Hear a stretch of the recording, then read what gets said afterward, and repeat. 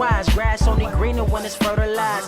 Gave them truth in these songs, they prefer to lies. Destiny beautiful, adrift in her purple lies. You can't see me, you Stevie. Wondering how I reach more evolutions than Evie. And make it look easy. Man, dream on, yeah. Dream on, Dreamweaver,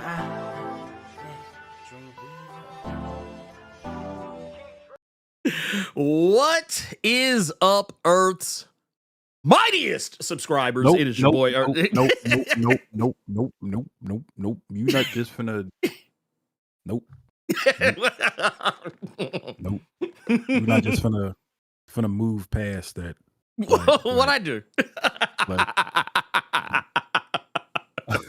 What I do? I didn't do nothing. We're not finna just do a normal ass intro. Being gone for a week, motherfuckers clearly just heard a clear urban youth over Gerard Butler's face. Like we not.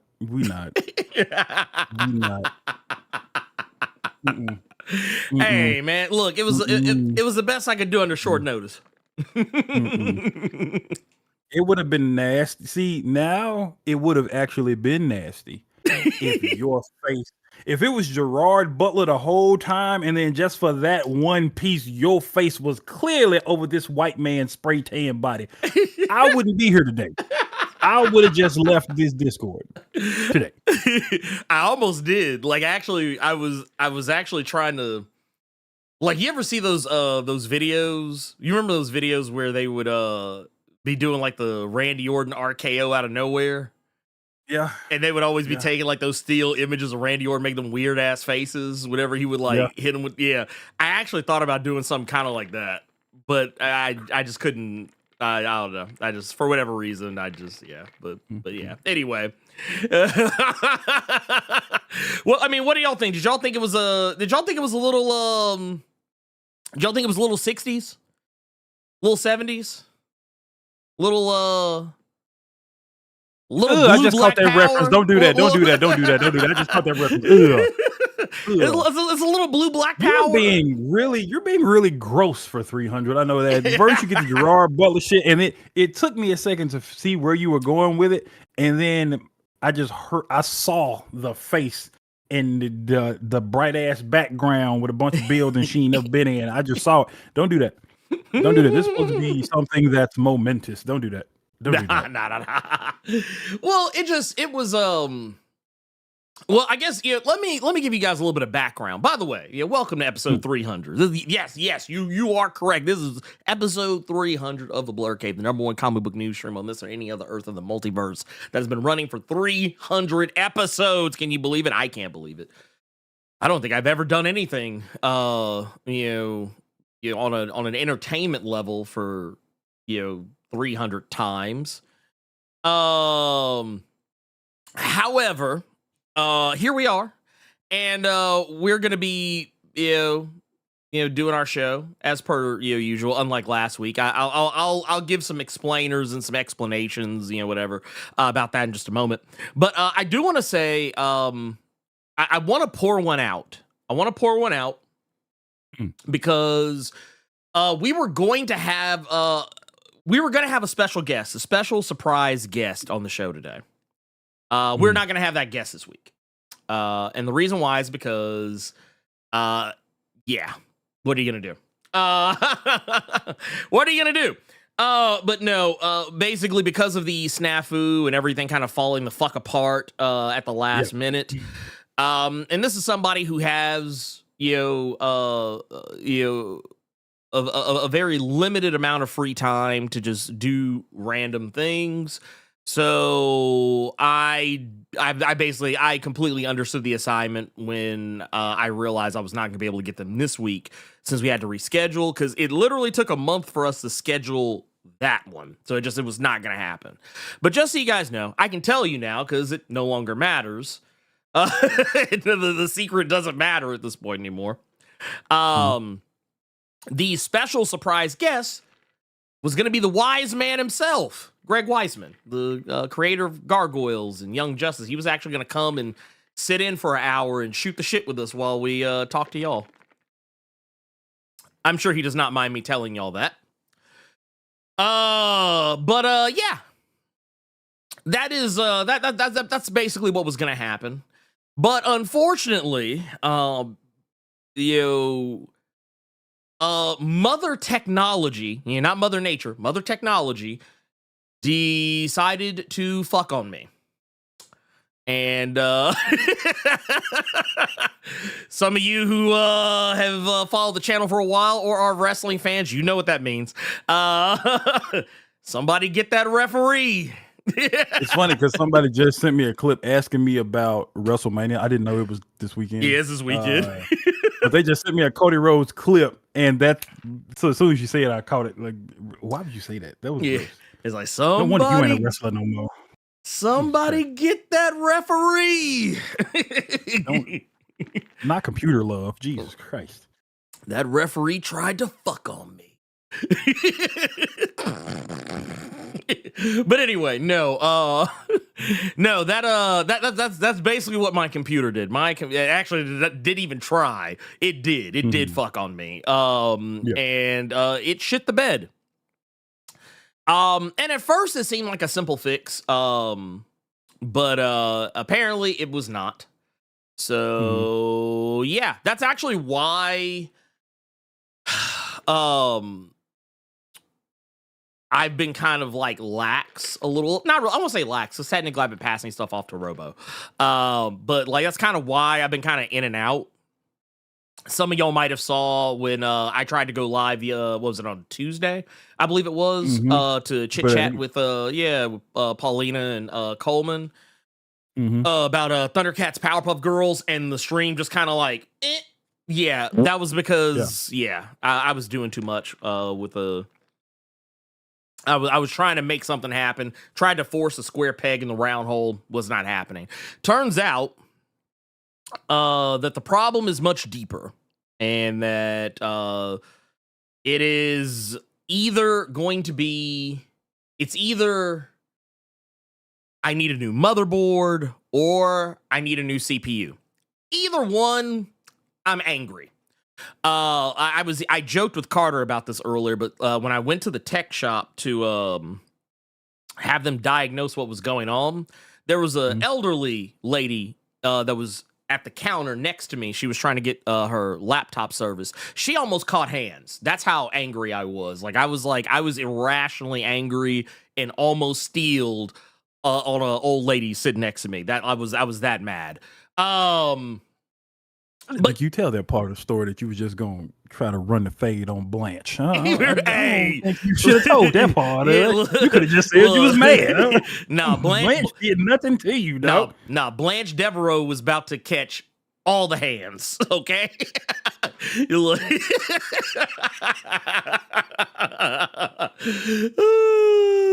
So we'll see. So I guess all of that is a native saying.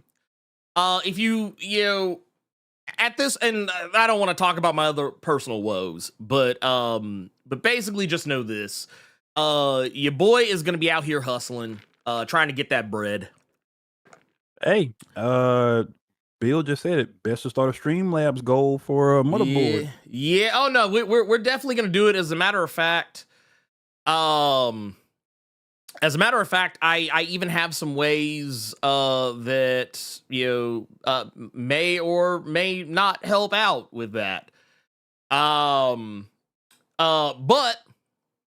I did want to let's talk about some good news. Let's talk about some good news.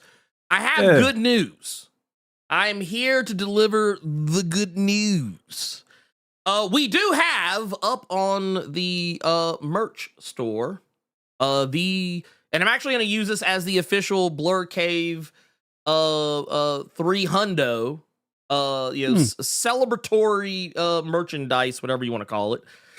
Okay. I feel like those are the only words I can think of right now that make sense for that. But right here, bam. We have got the new Blerd Cave Clang edition up here. So we got it's here.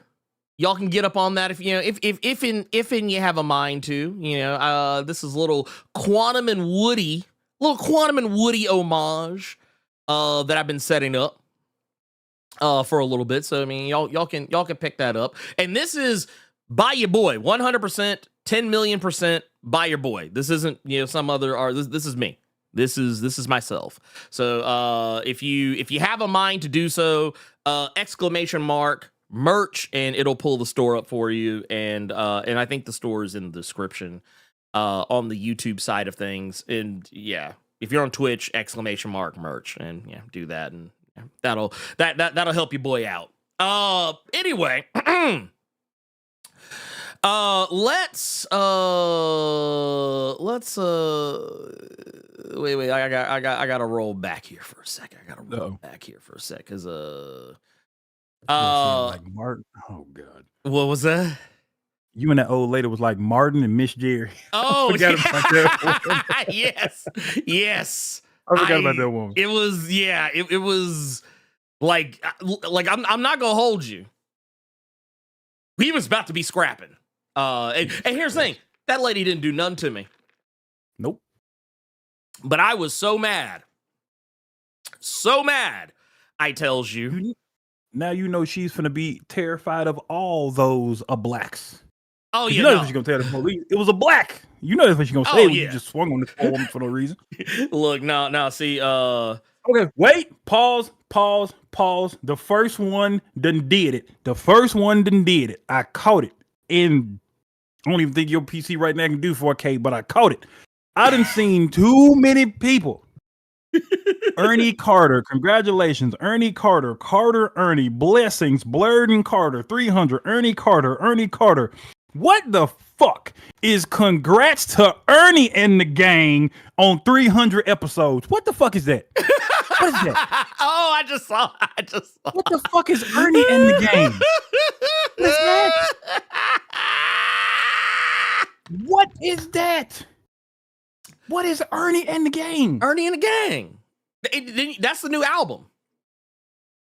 You didn't know about that? I just said Earn and Company. Come, bro. Okay. I'm not gonna lie. Okay. He's like, I'm not here. I'm not. Thank you. I love it. I'm here. Wait. You know what? You just reminded me of something.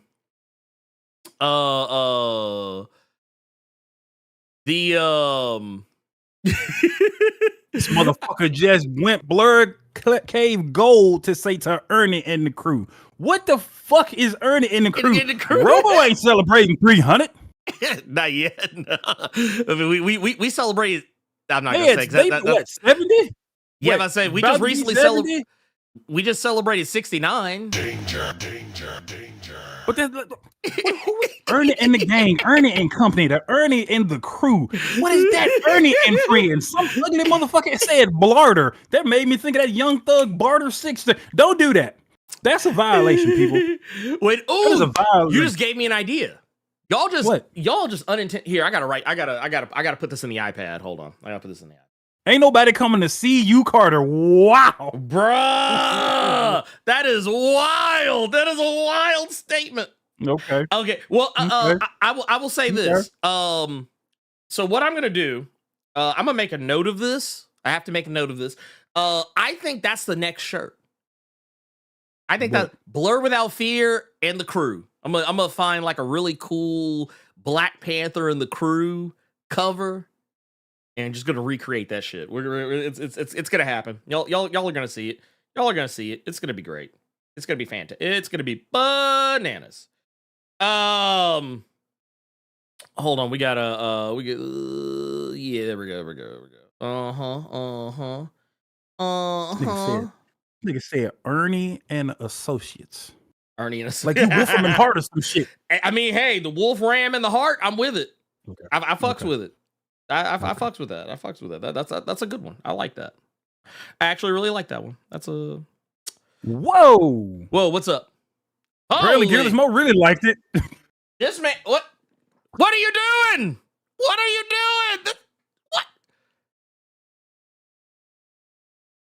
But we also got to give props to Extra because congrats to Ernie and of course you, Carter, on 300. Thank you. Thank you for that. We're gonna go back to Gearless Mode, but thank you. He's Somebody like, remember my goddamn name. I exist. You believe it? I just wait a minute. I had just seen that one too. We're gonna run back through all of them, but I do want to grab God, Gearless. What are you doing? What are you doing? What are you doing? Oh, look. So we're going to we're going past warp speed, and Gearless Mo said, "No, fuck it, we're going straight to plaid." That's how much I'm ratcheting this shit up. We're going straight to plaid. This is even more of a violation. This motherfucker said Ernie and the rest of them. And, and the rest of them. Wait a minute. You remember when you told me about that one dude that you had on your you said dude's government name was something and them hard. Oh, well, I didn't want to say the whole thing because I didn't want to put dude out there. But you got to. Okay, so, fuck it. Real quick. All right, so this is a former job. We ain't gonna get in trouble like that. Long story short, y'all. I had a client that I was helping out, trying to get himself back. You know, this was several years ago, long time ago. It was clear that he had changed his name. I promise you all, we gonna start shooting shit with books and all that. But yeah. what Ernie is talking about, because the name was so outlandish. God damn it. And thank you, Gavin, for gifting 5 Blerd Without Fear members. What? Dude, Gavin, what are you doing? But you could clearly tell that this brother changed his name. It was to the point when I saw the name, I thought it was fake, but then it was a real person, and I called Ernie immediately. Keep in mind, it was like 2 a.m., but I knew Ernie was up because the motherfucker don't sleep. So yes, I don't. No, I don't. Okay. His name, his first name. We got to say it like that. We got to say it like that. Say his first name. His first name was Malcolm X. One word. Okay. One word. That's it. That's the tweet. Okay. His middle initial was letter N. Last name is Nemhard. Nembhrd. So if you say his name as one thing, Malcolm X and them hard. Me and Ernie about died for like a fucking hour and a half. Well, no, because you got real because okay, so when you told me about like the whole time, I was just sitting here like Malcolm. I was like Malcolm X, Nemhard. But I said clicked. no. Yeah, I said no. You saying it too slow, Ernie. Add the middle initial in there too. He said, "What? Add what's the?" I said, "Ian." Malcolm X and motherfucker did not. No, he did not. Yeah. No, he did not. Okay, now let's but no, shout out to Gearless Moda. Yes. Who's just out here all like look, you know, the director of S.H.I.E.L.D., director of Argus, director of what was that shit they had in the Image comic, yeah, whatever the fuck Cecil is in charge of. In Invincible, he in charge of that too. What's the one in Valiant? What was the organization that was supposed to be the big bad motherfuckers in the Valiant? It's 2, and the only reason I know this shit is because I'm still reading these motherfuckers. One is Project Rising Spirit, and then the other one is the Harada Global Corporation. Because I'm gonna go look for them today. But yeah, it's 2 of them. It's 2 of them. Look, the HNIC of Harada, Mm-hmm. Rising Spirit. Wait a minute. This is how you know, dog. This is how you know that DC and them Superman covers are paying Gavin good, because he gifted 5 Blerd Without Fear memberships, one of which was to himself. He gifted himself. He was DC is paying that boy. DC is paying that man. Look, I gifted himself. I ain't trying to fuck up the bag, but I have heard that DC pays better than Marvel. I'm just saying. I'm not trying to fuck up the bag for nobody. I ain't trying to fuck up the bag for nobody, but I'm just saying. Shit, he I done heard himself on Easter weekend. Look, hey, that's what we call the resurrection, baby. That's the resurrection. But no, he said, congrats on your 300 episode and amazing work on the merch. A penny short because I'm late and mobile super chats aren't edible, but looking forward to number 500. Make it so and get those likes up. God damn it. Gavin out here, a whole mad like gifting himself. Yeah. And everybody else. And everybody else. He did just hooked up everybody. So technically he did gifted 6. He didn't gift 6. He's out here fucking how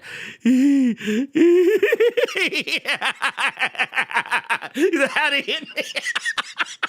Hey, you know what? Because you bad. You a bad See, no, I'm gonna tell you why. I'm gonna tell you why, Gavin. You know why. You know why, Gavin. You know why they hit you. You know why you got the RNG like that. And it's because I don't know if y'all know this, and if you for whatever reason you don't, you need to see what they did. I be watching Gavin. I be watching that motherfucker. You ain't slick. You ain't slick, Gavin. Cause they said no. Ain't no way. Ain't no way you gonna put this cover up out here and not catch that sub. They said ain't no way you gonna come over here trying to be real slick with it, come in and draw a whole issue of Uncanny X-Men and slide the fuck on up out. Like you ain't just draw some shit. That's what it was. See, I be watching you, Gavin. I be watching you. Oh Lord, we got more. There's more. Jesus Christ. What is happening? Yeah. What is happening? I don't understand. What is going on here? Oh my God. But yes,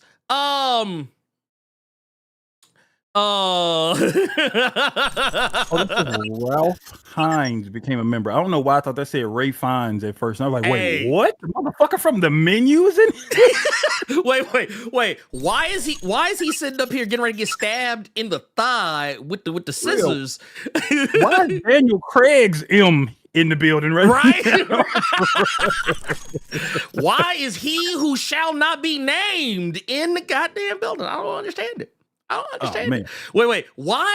Wait. You see, no, and I'm gonna show y'all how nasty I am with it. See, y'all be thinking about all these other characters. I'd be like, see, Ray Fiennes is always gonna be Lenny. He always gonna be Lenny from Strange Days. He always gonna be that motherfucker with the squib on his head, watching Juliette Lewis with her titties out. That's right. Said the Red Dragon. I hope he was not forever the Red Dragon. Man, I forgot he was the Red Dragon. Yeah, he was the Red Dragon. Oh yeah, no, I stay fucking with Ray Fiennes. That motherfucker is a mad lad. I'd be like, look, man, just whatever he's in, dude, he's always gonna be the best part. He's always gonna be the best part of it. Just is what he is. But no,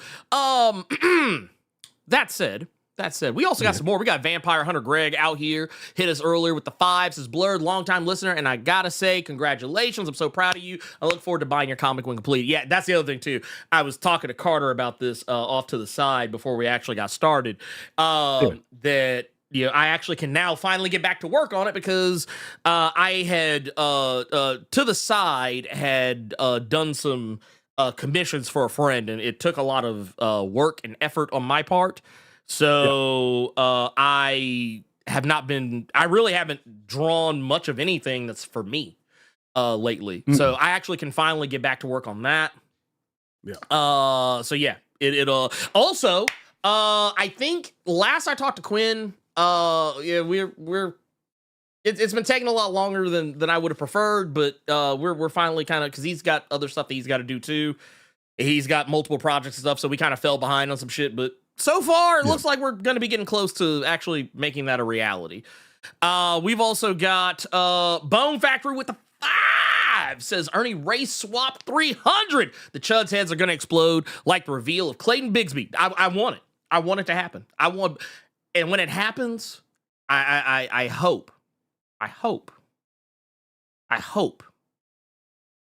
that they all die mad about it. I really do. I hope they die mad about it. We've also got Ben Loudly out here with the 5, says, congrats on 300. Hey, I heard you said Maggot was now Omega level. So is Marvel handing out Omega level statuses like Justice League membership cards? That's what it feels like. Because, Carter, did you catch wind of this? Did you catch wind of the fact of how many characters have been up jumped to Omega level in like the past like few months? I have not. I knew about Maggot, and I said, well, that was a bump, but but I don't if they're able to show that. See, so here's my thing: if they're able to have consistency with it, if they are that top dog now, and they're still kept around, I don't have a problem with it. Just because, all this shit does is remind me of. It reminds me of Dragon Ball Z, to be honest. How Super Saiyan was supposed to be this end-all, be-all thing, and then after Frieza catch it that first time, nigga, everybody can just do it now. That you look get on Omega Vegeta level. face, you know what I'm saying? And like, I remember that look on Vegeta face when Trunks was talking about, he like, this? You mean go blonde? And then he just did it. It was like, he did that shit easy. He was like, oh, yeah, bet. So yeah, that's all this shit reminds me of, all these Omega level shenanigans. But if it's a character that it would make sense, sure. If it's a character that I don't know like that, like Maggot, give me a reason to continue on and read this and enjoy this. And let me see what an Omega, what a top dog version with their power set is capable of doing. And it might be some shit that I never even thought of. So I don't mind it. No, so what happened was, the reason why I didn't explain any of it was because it just happened. Storm looked at him and said, rise and be Omega level. And it was like, oh, okay. That was it. Like, honestly, if anybody knows, it's going to be Reimei. Look, that's the only motherfucker to really know the truth. Is Reimei. Because, like, I could look, so, because basically, where it comes up, and here I'll show you. I'm gonna show my work here, just just to, because Maggot caught it in, I think it was issue 7, maybe 7. Here, let's. Well, that's not what's supposed to be there, but here, let's get rid of that. There we go. Storm pointed at him and said, patch notes. Basically, she was like, update. She was like, you can get the DLC buff.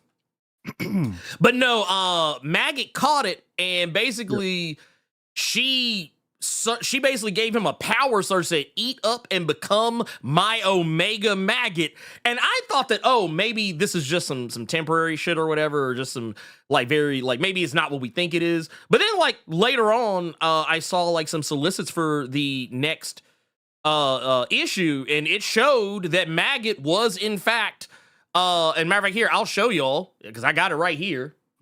All right. This is straight from Luciano Vecchio, who's been doing all the designs. But this is now like, and he got a look upgrade along with that. So he is definitely not coming to Marvel Rivals. No, he is not. I mean, I like the look. The look is so, and that's another thing with me. Because I guess I'm that comic dude. But if you're supposed to be this big top dog, big all powerful thing, you have to look the part. Yes, that looks the part. Yeah. Even though I don't like the maggots and shit, because it reminds me of Sekiro.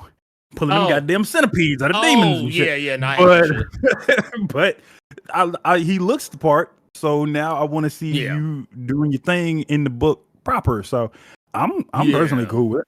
I'm cool with it. It's the thing with him is that, like, okay, so he's an Omega level mutant, and this is the thing I think people aren't paying attention to. You can be an Omega level mutant and your power still not be anything like terribly crazy. Like, for those, let me just give a little background for those that do not know what Maggot's actual power is. Maggot's power is that he does not have a normal digestive system. The maggots on his shoulder and arm, Eenie and Meanie, they are his digestive system.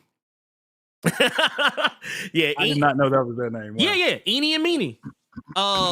Those are his digestive system that Magneto pulled out of his body because they basically they needed to be free so that they could go eat stuff up and then bring it, and whatever they eat up, they can bring it back to Maggot and fuel him. And whenever they do that, it increases his strength, his agility, his durability, blah, blah, blah, blah, blah, blah, blah, blah, blah, blah. Beyond that, that's kind of where his power begins and ends. Now, one thing I appreciated is that when Luciano Vecchio did the redesign,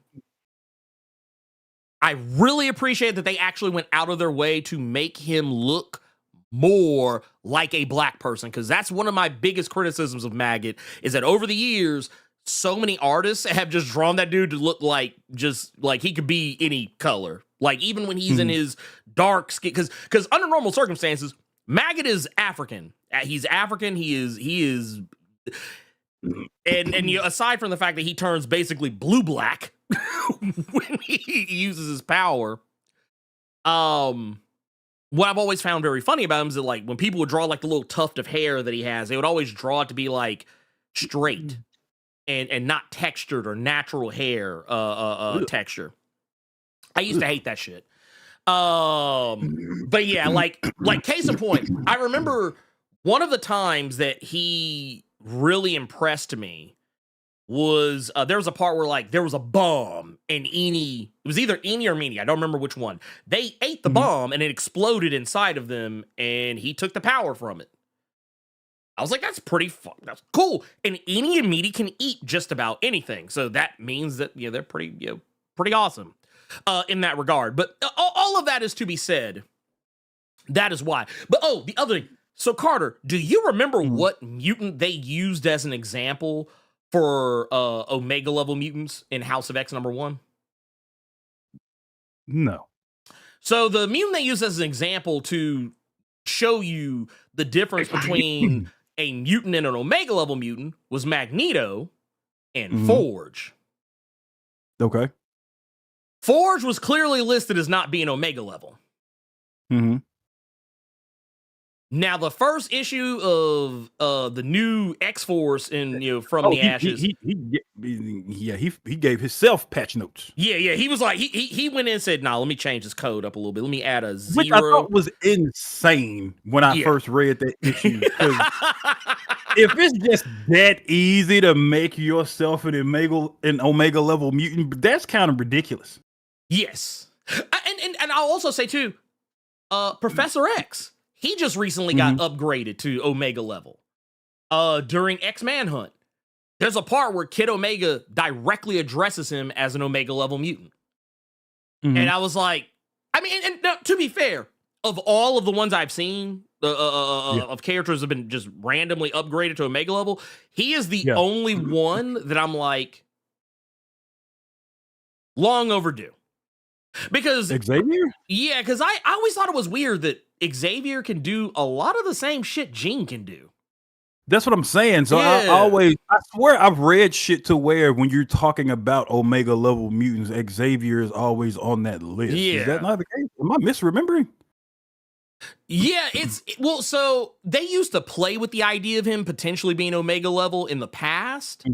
But like, okay, so but when Jonathan Hickman took over, in the Krakoan era, everything got a hard reset. Okay. Everything got a hard reset, and there was like, okay, there's actual rules to this shit now. Okay. And when they put and that was why, like, I was like, okay, cool, this is great. We actually have like a hardcore set of rules as to what dictates who and who is not an Omega level mutant. And there's a hard set way to just be like, okay, cool, this is this is that. These things don't do this, these things don't do that. And then when you so, and granted, this is no longer the complete list because this is from House of X #1. Yeah. But why is I know why that keeps showing up over there. I totally know why that's happening. Okay, cool. Wow. No, it's something that I just realized was in the background over there. But no. So let me just pull this down for a second. But no, this was the original list, and Charles Xavier was not on it at all, despite the fact that we have literally seen his power. Like once upon a time, he didn't have the range of power that he has now. But I mean, when you think about it, a guy who can literally expand his consciousness and his command over the world, like across the entire globe, and the fact that he could like send his consciousness out into space, I was like, dude, that's shit Gene would normally only be able to do. Or like Kid Omega. But I was like, Charles can do it and he's not an Omega level mutant? Didn't make any sense. It didn't make any sense. Oh man, this fucking list. Remember the days Franklin Richards was actually a mutant? I know. Yeah. Hey, y'all. Completely reneged that shit, didn't it? Look, pour one out. Pour one out for Franklin. Oh man. Pour one out. Let's have a comic conversation real quick because it's two things. Because I saw another name on that list and it said it was Hope Summers. So I saw something on eBay. And it's something that you and I discuss a lot. And then I got an email this morning with the seller sending me an offer for it. And I'm going to see what you say. Oh, I don't know where the fuck my phone is. Otherwise, I would pull it up there. Kelly, okay, so the first book I see is Hope Summers. Do you remember me talking to you about Cy Spurrier writing X-Force for a little bit? Yeah, like a ways back. Yeah. Okay. It was Cable. Hope was on the team, but not really on the team, but totally was on the team. But you'd have to read it to know what I mean. Cable was when Cable was constantly Cable was constantly cloning himself because he was dying, and Phantom X had this issue to where he was constantly having to he just wanted to murder something, and then he was murdering all the Cable clones every time they respawn. But then Psylocke was getting piped out by them Cables, but she wasn't worried about it because they kept dying, so she didn't have to have feelings for it because she could just get broke. Long story short. That's crazy. Somebody, that X-Force run was insanity. That's because it was Cy Spurrier. Cy Spurrier's a fucking mad lad. Yeah, but it was good. Yeah, but, I mean, I don't mean it negatively. I mean just he's out there, dude. He knows how to write some wild shit. And somebody actually got that entire run together because it only came out in trades. Remember them custom omnibuses I was telling you about? I showed them on Twitter. Yeah. About that shit. So I saw that custom made, whole different his custom cover. He did one for X-Men Red, not the current one, the one Tom Taylor did. Yeah. The one with Jean. Yeah, Jean versus Cassandra Nova. Yeah, that you want like 2 something for it. 200? Like 220. Okay. Oh yeah, no. No. Yeah, no. Somebody sent me an offer for that one book that you and I praised because we sure as hell didn't praise his second book that he did over at Marvel. Somebody sent me an offer for Hellions, but it's coming from England, so you got to take that into consideration with the shipping. I already don't like this. 121.30. Okay, hold on. Wait a minute. So we're talking about 18, 19 issues. I think it was like 18. It's the hardcover of it that's out of print. And in hardcover. I'm not going to hold you. I'm not going to hold you. Or my bad. 94 pounds. And then you equate that to USD with the $30 for shipping and all that. I'd almost do it. I would be more willing to do that just because that run was really good. It was exceptionally good. Yeah. And I know I would be getting a lot. I don't remember how many issues Cy Spurrier did for that X-Force. I don't remember. But like if it's like a small number, then no. I will say this, and Gavin said something that I found of note. And something that I'm actually shocked has not been reinstated. Gavin earlier said, I'm about to start a Gambit for Omega level campaign. Here's the thing. Is he not? No, he is not. So, okay, you might be okay. So, I'm gonna tell you what you remember. Okay. Because it's a thing. Every time I've talked about Gambit not being Omega level, it's Yeah. the one thing that everyone brings up.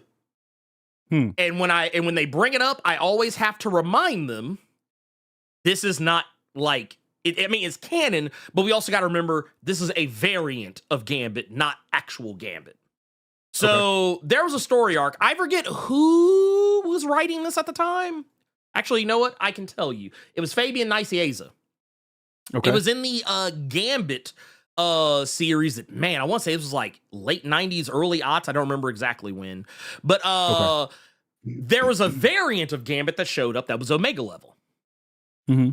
Looked like the fucking Silver Surfer, but blue. He was like blue and white. But like, I remember that now. Yeah. It was then later revealed that Gambit technically is an Omega level mutant. However, his brain was or whatever, he had like some kind of block or something, or like some kind of a surgery that basically removed the part of his brain that would allow him to be Omega level, or something along those lines. It's been a while since I've read it. I might be misremembering, but and I always like to tell people that I thought that, you know, especially during the Krakoan era where motherfuckers could literally edit themselves to like, because that was a huge part. That's the thing about the Krakoan era a lot of people don't remember, is when you were resurrected, you could have the Five change shit about you. Because Kid Omega did it all the time. Yep, and I remember Kid Omega was one who did it several times. If you go read Benjamin Percy's X-Force, which is amazing, except the last issue was Kid Omega did it in there. Right. If you go back to early main X book, I think this was still when Hickman was writing it before Jerry Duggan came. Anytime Cyclops would die and Scott would get brought back, he would tell them to keep it in place to where he couldn't. He would need the sunglasses to control his eyes. When Cable would die and get brought back, you know, he wanted he would to always organic tell virus. He wanted to keep it in there because he was used to it and was able to use it. So yes, that was a thing. That was a thing, and people often forget about that. So the fact that Gambit was like, yeah, don't undo the lobotomy. Like, yeah, no, keep me out here struggling. Keep me out here struggling, man. And also,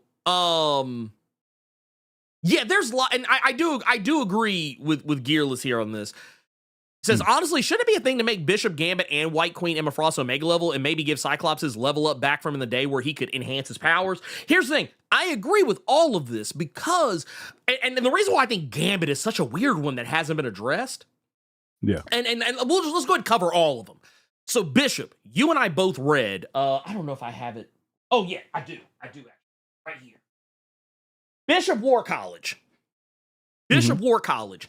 We actually get a moment in this that basically, like, Bishop is doing shit with his powers. He's absorbing shit and able to, like, redirect shit in this book. That's like, dude, he should be Omega level by now. Yeah. But they always are very quick to point out he still has a limit. And that's the caveat on Bishop, is that he can absorb a ton of shit. It used to be that Bishop couldn't absorb physical damage at one point. At one point he couldn't, and then he could. Until he could. Because I remember that was always a running gag when, like, Wolverine would be like, oh, try absorbing these, or like, or someone would hit him and be like, oh yeah, can't absorb this, blah, blah, blah. But then it just made him a poor man's Sebastian Shaw. Because Sebastian Shaw has the same power. And Sebastian Shaw, he's not considered Omega level either. But with Bishop, he can only absorb so much energy before he has to exhaust it. And a lot of times when the instances where he has exhausted his power that he's absorbed, it's not been of his own free will. Like, it's something that's like, no, it has to happen. So I always found that really weird. Like, and they got really close. They got really close to making him Omega level during the series and didn't pull the trigger. Emma Frost should be Omega level by now. Why she is not, I have no idea. But she has displayed abilities that I don't even think I've seen Jean do. And I'm not talking about the diamond skin shit. No, the Stepford Cuckoo. All she got to bring up is the Stepford Cuckoos. No, exactly. On her resume to prove that she's Omega right, level, bro. No, exactly. And then when you get to Gambit, I find Gambit very strange because during the, and I'll forgive anybody for not knowing this because it was during the Teenie Howard run of Excalibur, and I know a lot of people were in and out on that book, but Gambit got an upgrade to his power in that series that I have not seen anybody fucking talk about. Yeah, nobody, if you want to have that conversation, Exterminators, Jubilee. Nobody having that talk either. Right. Okay. I'm glad you brought that up. Because Jubilee literally nuked the planet with her power. Literally unleashed a wave. And if I remember correctly, and someone, I, like I said, I'm open to being wrong on this because it's been a while, but I don't remember her getting I don't remember her.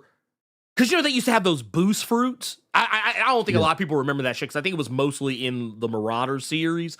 But you remember those boost fruits they would have? Oh, you eat the Krakoan fruit, and it, gives you a power boost temporarily. She didn't eat one of those, to my knowledge. So that was just raw Jubilation Lee power. I use our whole government, yes. That was just raw Jubilation being unleashed.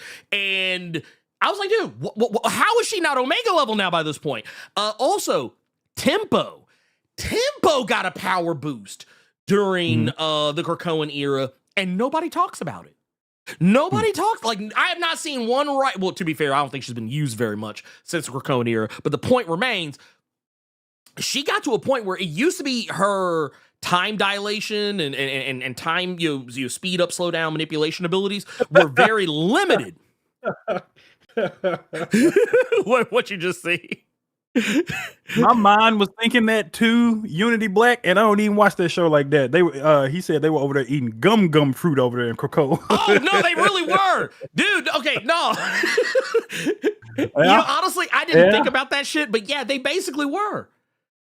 They were eating fruit. They were literally just eating the fruit and and this is why I feel like I think that at some point, and I don't know how, I can't tell you how to run it, but I'll put it like this. This is big fat if I was the editor of the Exile, if I was in Tom Brevoort's position. Well, we can't even have that conversation because you want too many things that would change things. Not necessarily for the worse, but you're wanting to change things because it could be interesting and it could be a way to interest the reader into possibly reading something that they may have not been interested in reading. So the fact that you're saying all that, I don't even think we can have that conversation, just because if you were in Tom Brevoort's shoes, you don't want that. I don't want something new and interesting for readers. I want what I've been stuck on for the past 30, 40 years. And now if you want to do that change, Ernie, you can go over to Ultimate and do it. You can go over there. Shit. You can't even say if I was Tom Brevoort, because you want some change and some different shit. So we can't even have that talk. No, we really can't. Oh, I find it so disheartening because here's the thing. Do you know how much? Okay, Gambit is one of the most popular X-Men of all time. While y'all was over here with Wolverine and Cyclops, I was a Gambit guy. Yeah, because as a kid, when everybody was talking about, I could pick 20 other X-Men I thought were way cooler than Wolverine. And Gambit was always if he wasn't at the top of the pile, he was close. Because I remember, dude, when I was a kid, I remember how often, me and my boys, we'd always be walking around at school or some shit and be like, Mon ami. Everybody wanted to be Gambit back. Dude, I would get in trouble for getting gloves and cutting the index and pinky finger off the motherfuckers because I wanted just the middle and ring finger, just like Gambit.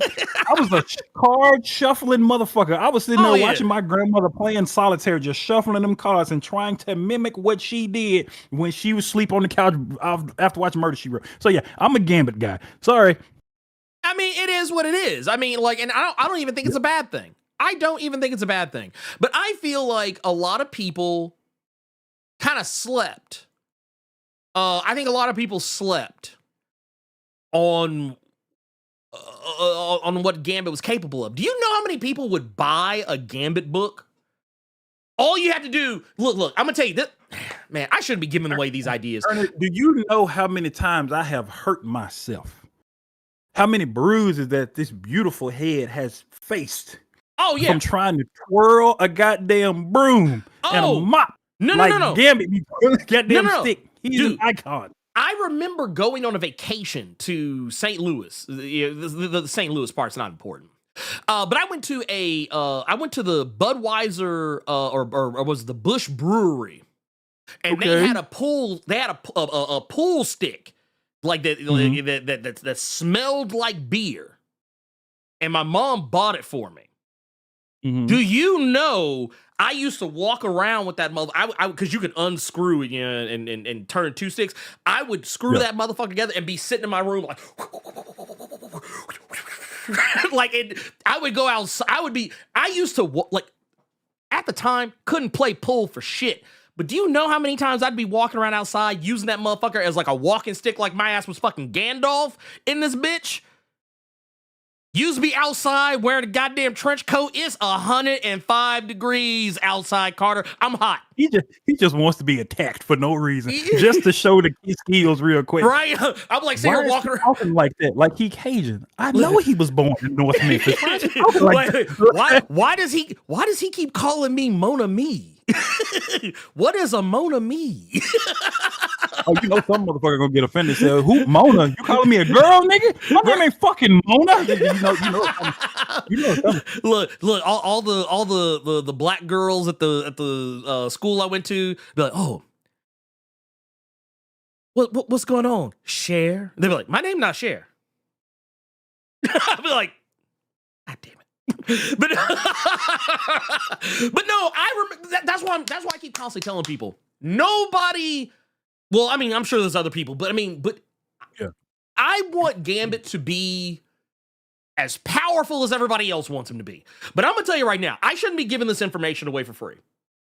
I should not be giving this information away for free. But I don't know if somebody's got a direct line to Tom Brevoort. I mean, maybe you should tell him this. Gavin got a pen and pad. He ready to steal. Already, so look. Okay, so Gavin, I need you to like Manchurian candidate this shit. Oh man, just sneak it in on the slick. And what I need is, could you imagine? Okay, let's sell the book. Gambit, Omega Threat. There you go. Mm-hmm. That's the book. That's the book right there. You put it in there. You put Gambit, Omega Threat. Like just make it a little mini series. Make a little mini series, and it's just Gambit getting his shit back. Gambit getting his shit back. I'm just saying. Let's have this conversation. Let's have this talk real quick, and then we can move on. Because I saw this from somebody in the chat. I wish I could find who said it. But basically what they were saying is it's sad because a lot of Gambit books are okay, here it is. Except a lot of Gambit books suck balls. Last good Gambit book that I read, I had the run in its entirety. Was James Asmus. And I only knew him because I was such a big fan of Quantum and Woody that he did for Valiant. Yeah. So that's all I have read of Gambit that I wanted that was really good. But the reason I say that is because let's say you were editor. We ain't gonna say you was Tom Brevoort editor-in-chief. You Ernie Carruthers editor-in-chief. Yeah. We gonna make this a goddamn Atlanta episode when that black dude was editor-in-chief of Marvel. He actually thought he was Gambit. We gonna do that. Yeah. So showed up in the trench coat. Oh, dog. With the and we looked at him with the cheek warmers. With the cheek warmers. It's the middle of summer. It's 98 degrees in the shade. He really think he can be. What creative team would you put on a book like that? Because that's the one thing I think keeps running away from Marvel is just because you coming out with these solo miniseries or these solo series for these cool characters, when you're not putting good creative teams behind it, no one's gonna fucking read it. That's just something for you to point at and say, well, we put that book out, but y'all didn't read it because you didn't put good people behind that book. So like Gavin do. Creative on what though? Well, oh wait, talking about like, oh, I thought okay, so my mind was, I misinterpreted. I was gonna say, no. You said put Gavin on it. I'm saying at what? At art both. Or at writing? You trying to kill that man? Well, I mean, okay. So the reason why I said both is because, well, I mean, Gavin's Cajun, so I mean, it would be authentic. Yeah. I mean, now I will say this. I actually, because Gavin did just also bring up something I would also like to point out. Uncanny X-Men number 12, which was a Gambit. It was literally a Gambit-centric issue. Yeah. Which I thought. This motherfucker said, I heard Uncanny X-Men 12 was really good. I mean, it was. I mean, he ain't lying. And honestly, for me, and I think I said this in the video for it. I was like, it was a breath of fresh air to me because I'm not gonna lie, man. I felt like X-Manhunt just slowed the whole operation down. X-Manhunt put the whole operation on pause. You know what'll wake you back up though? What's that? That Imperial. Oh yeah. Oh, Imperial sobered me right the fuck up. But not in the way that I wanted. Oh, I've heard if you want to wake up from the snooze fest, no, continue the adventure. You go read Imperial. I think that I thought Gail did a pretty damn good job. As she has done thus far. Because I think I even said, like, even as far as like X-Manhunt stuff goes, I thought that Gail and Moreira had the best stuff out of all the X-Manhunt centric stuff that came out. And even honestly, the only reason why I think that last that Omega issue did as well as it did is because Gail and Moreira wrote it.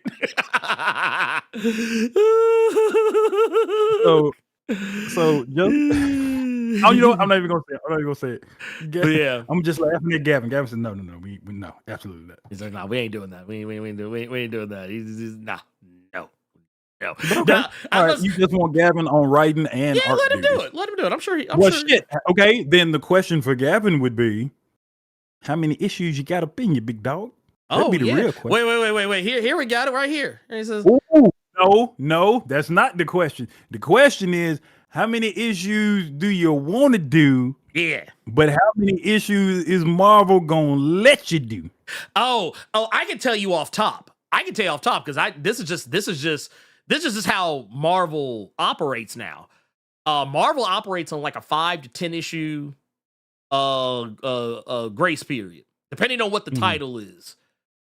Like if it's X-Men, you probably gonna get 10. They might let you get 10 up at you because I think From the Ashes is proof positive.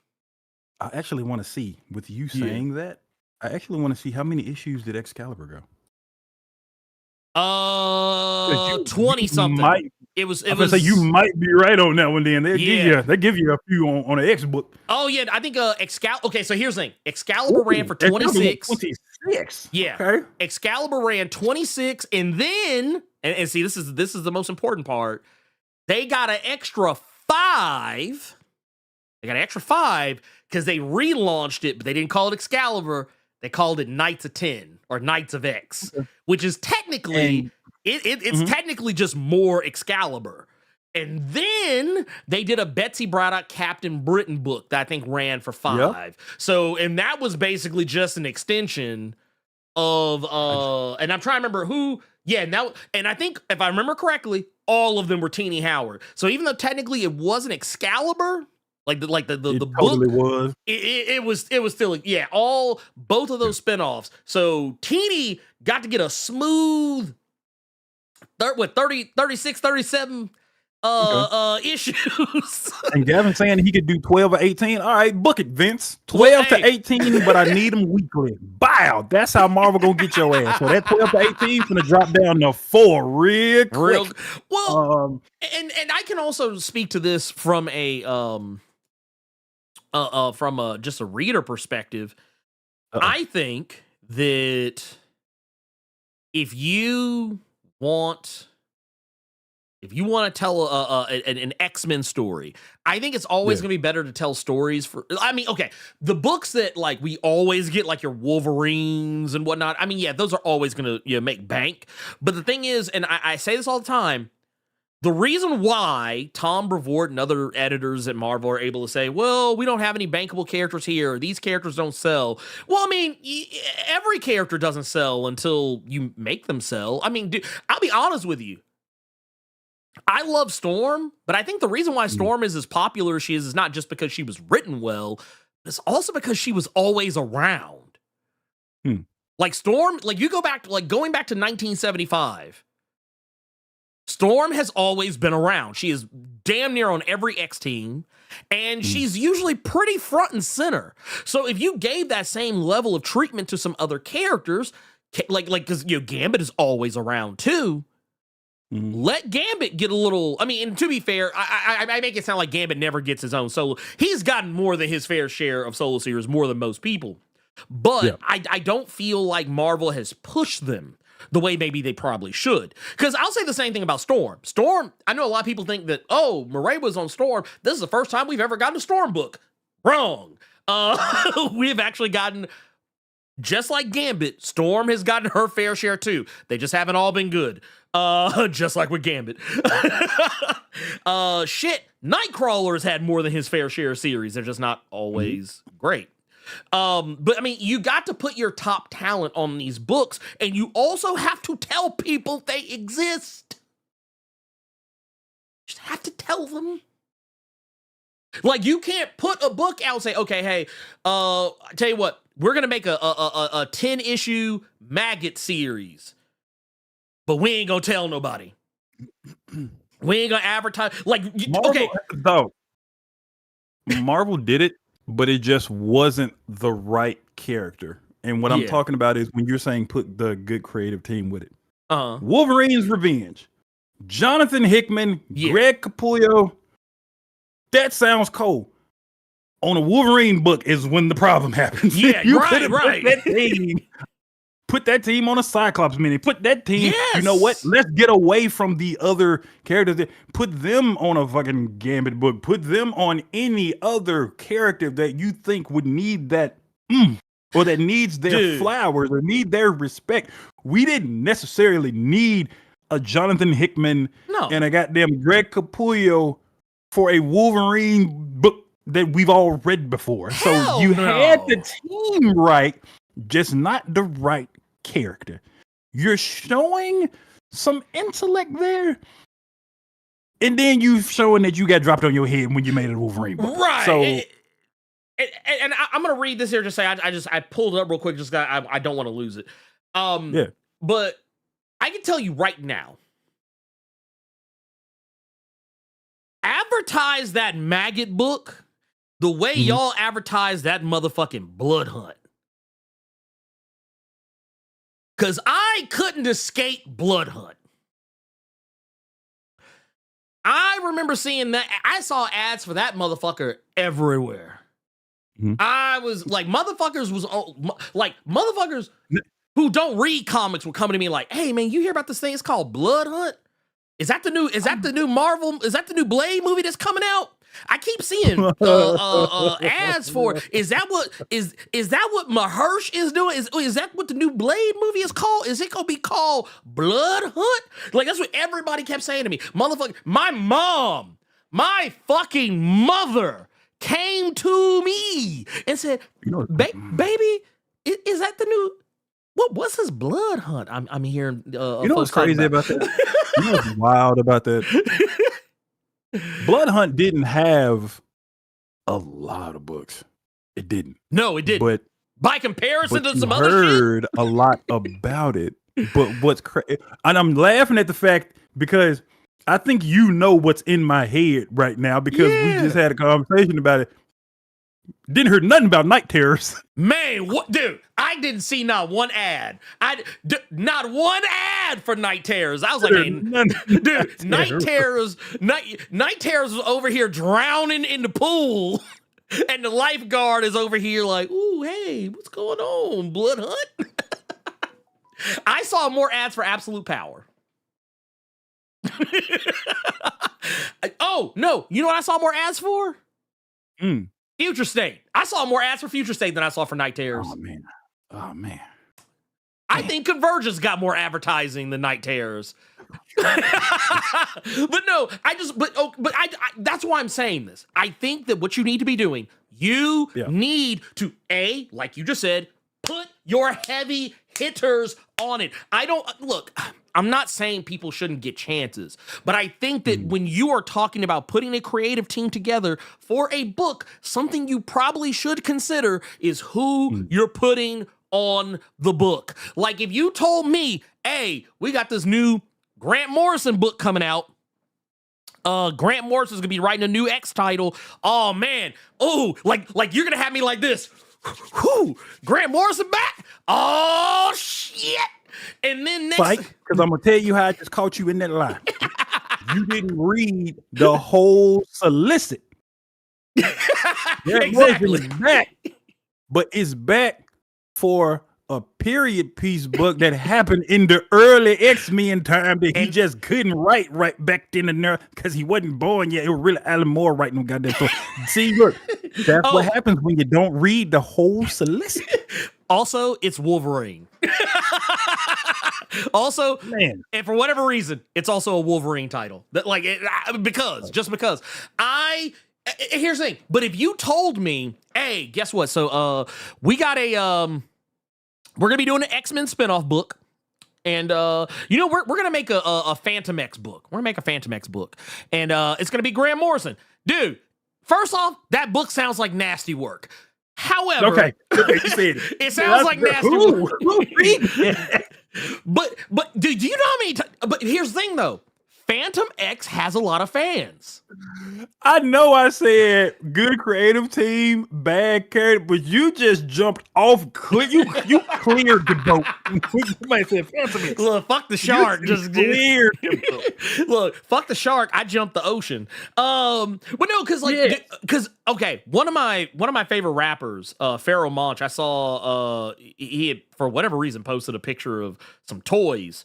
Of X-Men, and he was like, this is my X-Men team. It was basically the Uncanny X-Force team, more or less. And then I can't tell you how many times I saw motherfuckers replying saying, man, where's Phantom X? Where's Phantom X? Where's Phantom X? Man, get the fuck out of here. First of all, ain't nobody checking for Phantom X, okay? Get him the fuck up out of here. Y'all got y'all Phantom X fix with Remender's Uncanny, which is on my shelf. Yeah. You got your Phantom X fix. Shit, what I just got you talking about. Cy Spurrier. That shit was basically just all him. Oh, no, I'll give you one better. You also got your Phantom X fix in the Krakoan era, even though he only showed up for one thing. But Xavier was rocking that motherfucker's body almost the whole time. So yeah, fuck all that. But no, the thing is, I think that you need to put the... I didn't mean to stay on this long because we still got more super chat stuff to get to. But I'll answer this. This is Damon Watts says, Ernie, given your nigh encyclopedic knowledge of X-Men lore, your online presence, professional relationships, and fan base, what would it take to get an opportunity to write 10 issues of an X title? I guess it would be Tom Brevoort actually not being mad at me. I probably have not ingratiated myself very well to the current X office. And honestly, I don't think I ingratiated myself incredibly well to the previous X office because, when the Krakoan era started, I was very positive about X-Men. And then midway through, even when people were talking about how they were falling off the book, I was still very positive. But when it came to, House of X, I was 2 thumbs up and holding my toes up too, with two thumbs, 2 toes. When Dawn of X came out, I still had 2 thumbs and 2 toes up. When Reign of X came out, I had 2 thumbs and a toe up. and nothing is wrong with Phantom X Harley Academic. There's No. nothing wrong with the character. My point was he's already gotten heat. Yeah, he's already gotten his. So to put a Grant Morrison on a Phantom X is just is wild. not needed. That's like putting Prime Jordan with Kobe and LeBron on the same Lakers team. You just being a scumbag at that point. Like you know what it is? It's like when you play WWE 2K and you make a creator wrestler who literally has all the moves. That motherfucker got like remember when motherfuckers would make creator wrestlers and their regular moves would be super moves? Yeah. Like every move is like, oh hey, what's your That shit used to piss me off. what's your piss me off to no end. What's your up triangle? F5. What's your right triangle? Rock bottom. What's your left triangle? Stone Cold Stunner.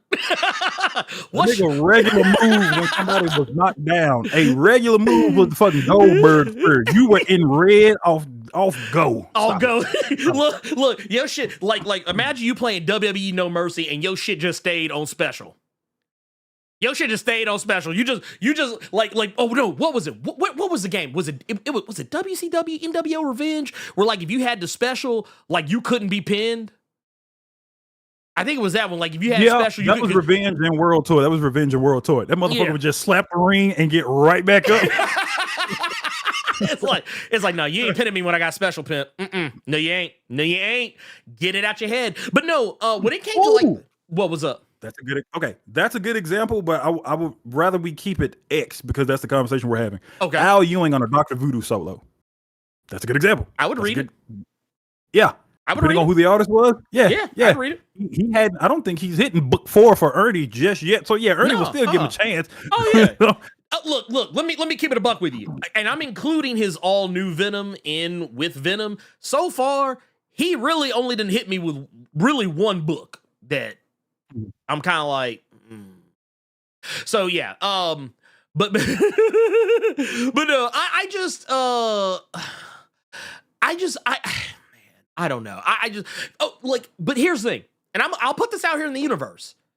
If someone in the X office, wink, wink, nudge, nudge, Tom Brevoort, wants to give me an opportunity to write an X title, I would do it. But here's my only, but you want to talk about what it would take? Okay, here's what it would take.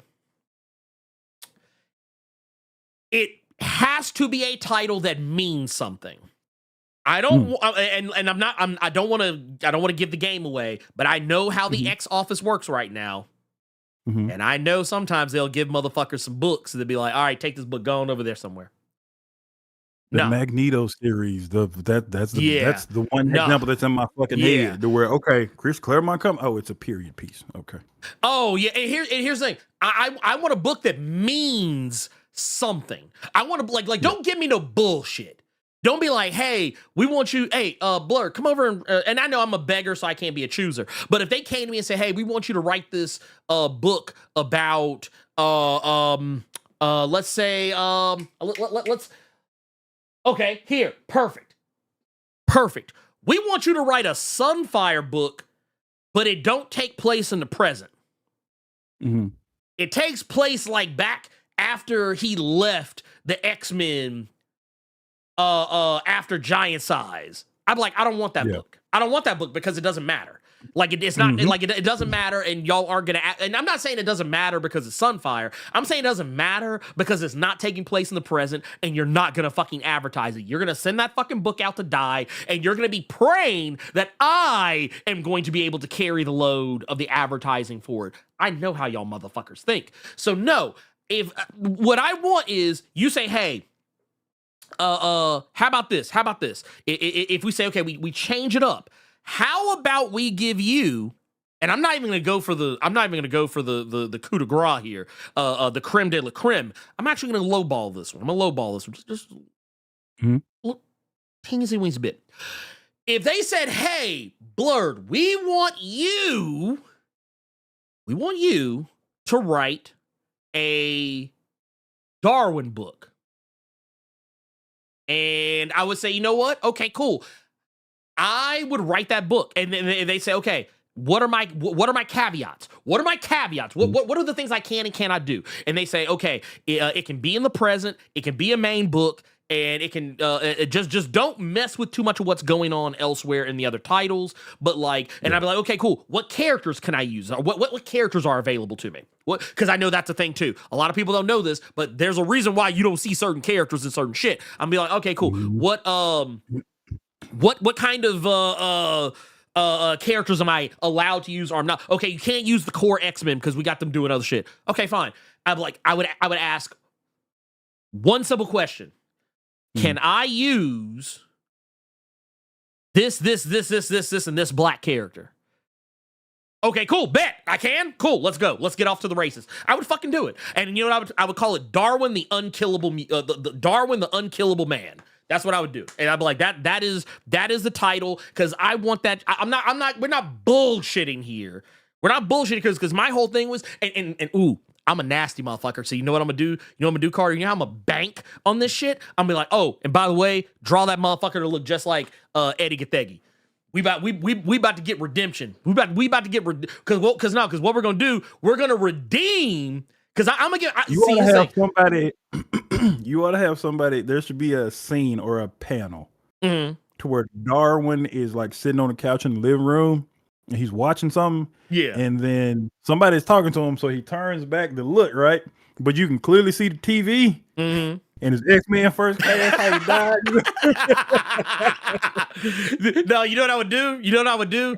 I would actually rip off that scene from Boondocks. I would have him watching the movie in a scene and have him see the part where Eddie Gathegi get his head blown off. And then, but have Darwin sit there and be like, wouldn't let that shit happen to me, though. I'm just saying, look, I would lean into the memes. I would, like, that's the thing, man. They need somebody in the X office to write some of these books that, like, is in the trenches. And always, like, up to speed. Because that's the thing. Dude, if you gave me, like, okay, I already read a lot of shit. You give me an opportunity to write an X book where I already know, like I can talk to the other writers and be like, hey, what are you working on? What do you have coming down the pipeline? I get to be in on the conversation. Do you know what kind of wild shit I would? Okay, yeah. Anyway, they need people who can actually. Okay, first off, this right here. All right, Thanos is right. This is nasty work right here. Blerd Without Fear presents the Fenris. Dude, okay, all right, no, bet. I tell you what, no. Give me the book. Give me the book. And I'm going to tell you why. Give me the book, you fucking cowards. Because I would write the Fenris twins in a way Marvel would hate me for life. Actually, no. Here's what we do. Those are the villains. Those are the villains of the book. The Fenris twins. Fenris twins. Those are the villains. That's the villains of the book right there. There you go. Done. Cut the check. It's a wrap. That's how we do here. That's how we do it. That's how I want it. Whoa, man. Look, man, y'all gonna learn, man. Y'all gonna learn one of these days. Y'all gonna learn not to fuck with me. Yeah. Go ahead and hit that. Cut the check. Yeah, go ahead and hit that. Matter of fact, here, let's hit this too, because we got, man, look, Devontre out here with the Blerd Club Silver out here just doing it wild. Beatmaster out here, Blerd Club Gold up. That's what I'm talking about. We also got, man, Sigfang, Architect of Sin out here with the 5 gifted membership. God damn. Jesus. Harris Yule out here upgrading to Blerd Club Gold. God damn. Go Conjure, his baby's father out here says, this is Sparta. Blerd Cave. So, you screaming as you kick your op into the abyss. Congratulations on making to 300. Hey, man, thank you. Love to see. Thank you for that $5. Also, we got. Oh man, dude. Zergy? Zergy Fresh, or is it Zergy? Where? Zergy Fresh with the. Oh yeah, dude. Jesus Christ! I just saw. Yeah, I was like, I had to scroll down because I had scrolled up. Jesus Christ! With the putting a 50 on it, saying happy 300, fellas. Sincerely appreciate all you do and this dope community. Cheers to the next 300. Woo! See, that was nice. That was sincere. Happy 300, fellas. You see how simple that is. He's like not happy 300 Ernie and that one nigga over there. Happy 300 Ernie and it boy. Like, thank you, Zergy. I appreciate it. Gearless Mo with another. Fuck it, I'll do it for 300. I would love to see a Morlocks book with them trapped in one of the evolution cities Sinister created, and then see them evolve beyond everything we have ever known. Go write it as you get those likes up. Yes, please. That'd be an interesting one. Put some more respect on the Morlocks. Yeah. Yes, I would see. I would love to see some shit like that. I would love to see some shit like that. I will also say, here, let me pop this out just so we can have it and not be so. I don't want it to be all jankety-fied, because we got some more here, man. We actually got a lot. There's a lot popping off here, but yes, thank you for that. 1999 super chat. We also, man. Okay, first off, man, we got a whole bunch of really good shit popping off over here. Carter, did you know? We have also got. Oh man, I don't know if we actually got to show this because I think it got lost in the sauce. We also got LP3. LP3 out here, who hooked us up with the 27 months. 27 months in the Blerd Club Gold Mine. God damn. Here we go. Up there it is. Bam. Just pull. Oh, wait. You know what? Here, let's do it like this. I just realized because this is assuming that here, let's pull that in just a touch. There we go. There she goes. All right. We got it says this show and channel will always have my support. Thank you. Man, love to see it, man. Love to see it. I love to see that shit, man. Makes me smile. Man, we also got that cool black nerd with 13 months in a row, also in the Blerd Club Gold Mine. God damn. Blerding them boys. And the Stephen A. Smith boy.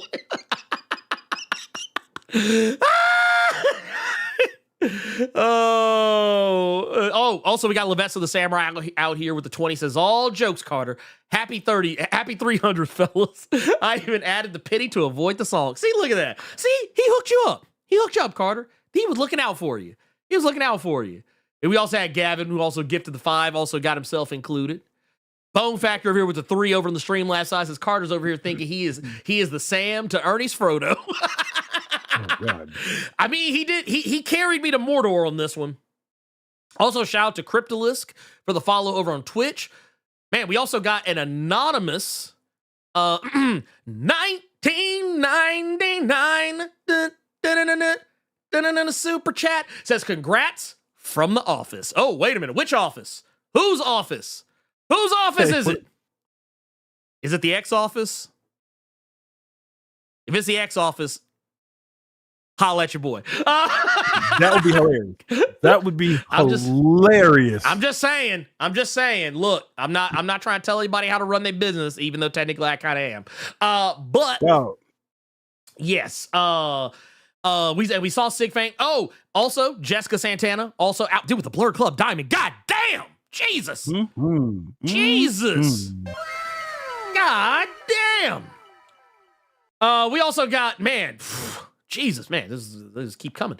We have also got John Battle out here with the 47 months in the Blerd Club Gold Mine. Says, I'm just getting here, but congratulations, Ernie and Carter, on your landmark 300th episode. It's been a great journey, fellas. Give us more to come. We ain't going nowhere. And I promise you, if Netflix calls us and says, hey, we want the Blerd Cave on Netflix, we ain't gonna let them replace us with nobody and gentrify the fuck out our show like they did Pop the Balloon. I'm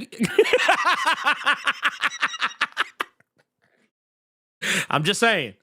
Look, they're like, hey, Blerd, do you want to come bring the Blerd Cave to Netflix? We also want to replace you with I don't know, pick some random motherfuckers. We would be better than the fucking John Mulaney joint on Netflix. I know that much. Ooh, man, we'd be better than that. Lord, ooh, brother. Man. Yeah, that boy said, "I'll be white, Ernie." Jesus he didn't. Christ. No, he did. That is wild. That is wild. I'll be white, Ernie. Jesus Christ. Look, and wait a minute. We'll just like I said, we'll gentrify the fuck out of it, and no, it'll people will be like, nah, we still gonna just go watch the shit on Saturday on YouTube. We just go. We just gonna do it. They are coming in today. Good Lord. Goodness. We just got a bunch more. Yes. Also, man, shout out to Hinder Empower on Twitch for the follow, and was this Parismoo or Pertismoo with the follow. Also, man, hit us with the Twitch Prime. Love to see it. Oh my God, Fabric 86 with the 5 on the Streamlabs side. It says Blerd Cave 300. Dude, that's dude, you know what that sounds like? That sounds like a Common Rider call out. I like that. It says, will the movie centers be discussed in the Blerd Cave or Nerds of Culture? I'm actually going to talk about it a little later when we get to our recommended section, because I did go see it yesterday. But not with spoilers. Okay. Yeah, no spoilers. I don't want any spoilers though. We're not gonna because I'm trying to figure out if I want to go do that today or go get some new books today. I still have not decided. I'm not gonna hold you. I would go do that. That's just me. But you got to remember though, theaters are affordable over there. Oh, that is true. I'm too. basically paying a goddamn phone bill going to the movies over here. Dude, did you go see the IMAX? That's my question. Did you go see it in IMAX? I did not, but I'm going to go back and see it in IMAX now because I heard some really good shit. But no, I tell you, somebody kind of tried to pocket shame me on Threads the other day because I was talking to a homie of mine on Threads. I don't beat games. Yeah. Who might be here right now? Who knows? But they were talking about trying to ask a sincere question like why people don't go to the movie theaters, and I gave my reason. And as one person was like, "Well, just don't do this, or just going to go do that, or go at a certain time." Blah blah blah. I was like, you're the type. That's the type of motherfucker right there that when you point out that somebody's price gouging or doing some fuck shit, they'll be that motherfucker that bootlicks for the billionaires. I was like, that's that kind of energy. I don't like that. I don't like that. But I'm going to go see Sinners. That was never a thing. It's just do I go get my books and I just chill and then I go to the movies tomorrow? Because if I go see it, then I'm gonna go see it. So I'm probably gonna spend some bread because I'm gonna drink and I'm gonna eat and that's going to be it's what did you say? Sinners is a fucking experience. I want to make it a goddamn experience if I gotta go see it. So you try to be in the juke joint for real is what you're talking about. Pretty much.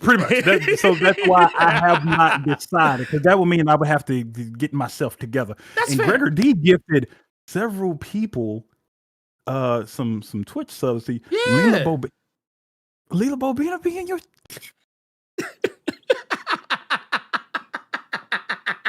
Hey, don't be worried about what I'm don't be worried about what I got going on over here, okay? Don't be worried about what I got going on.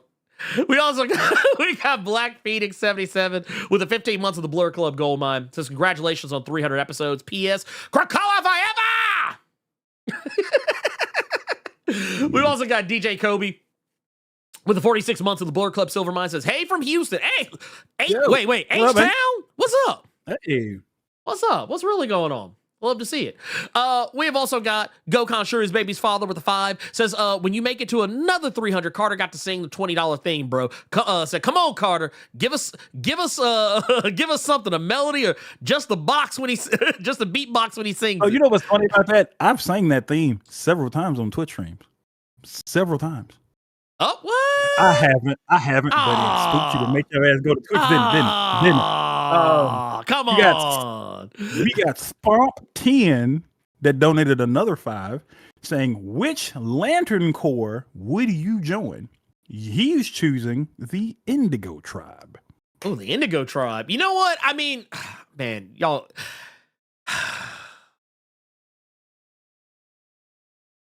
See, for me, I'm not gonna lie. I would be a Yellow Lantern. I mean, typically your ass can't be nothing because the only thing running around this motherfucker is green right now. True. Yeah, well, I was gonna say every time a new Lantern Spectrum comes up, they just turn that motherfucker back to green. I'm just like, God damn. Oh, and you know what? I'm actually happy you said that, because now that I'm caught up on Green Lantern Corps, I did not know that Razor was green. Now it shit made me almost want to go watch the series real quick. Yeah. It's like, oh Razor shit. and Sinestro is just chilling with the green on real quick. So yeah, that was a surprise. Because that was the big twist of issue 1 was that Sinestro had switched back to green because now he's helping them because I think it was they went to Tamaran and because who is that? Blackfire is trying to get beat down. Yeah, she tried to get put. She full of the steward. That's what she wants. Look, she tried to get put in the Steiner recliner is what she wants. Yeah, she said I just got through watching Rebel Ridge. She wants some Jon Stewart up in there. Lord Jesus, man, I love it. I love to see it. With me, man. Honestly, because it is hard for me to let go of things, I'd probably be orange. That's fine. Plus, I'm a sucker. I'm a sucker for a Fanta or a Crush. Well, yeah, for me, what was the one with the monkey? What was that? What was the orange drink with the fucking monkey? You remember? Was it Tang? Yeah, I think you're right. I think it was. I think it was. I Tang. just remember a woman at Mall of Memphis giving me $20 if I tried Tang and told her how I thought about it. That's a whole nother conversation. But yeah, Nah. I'd probably be orange.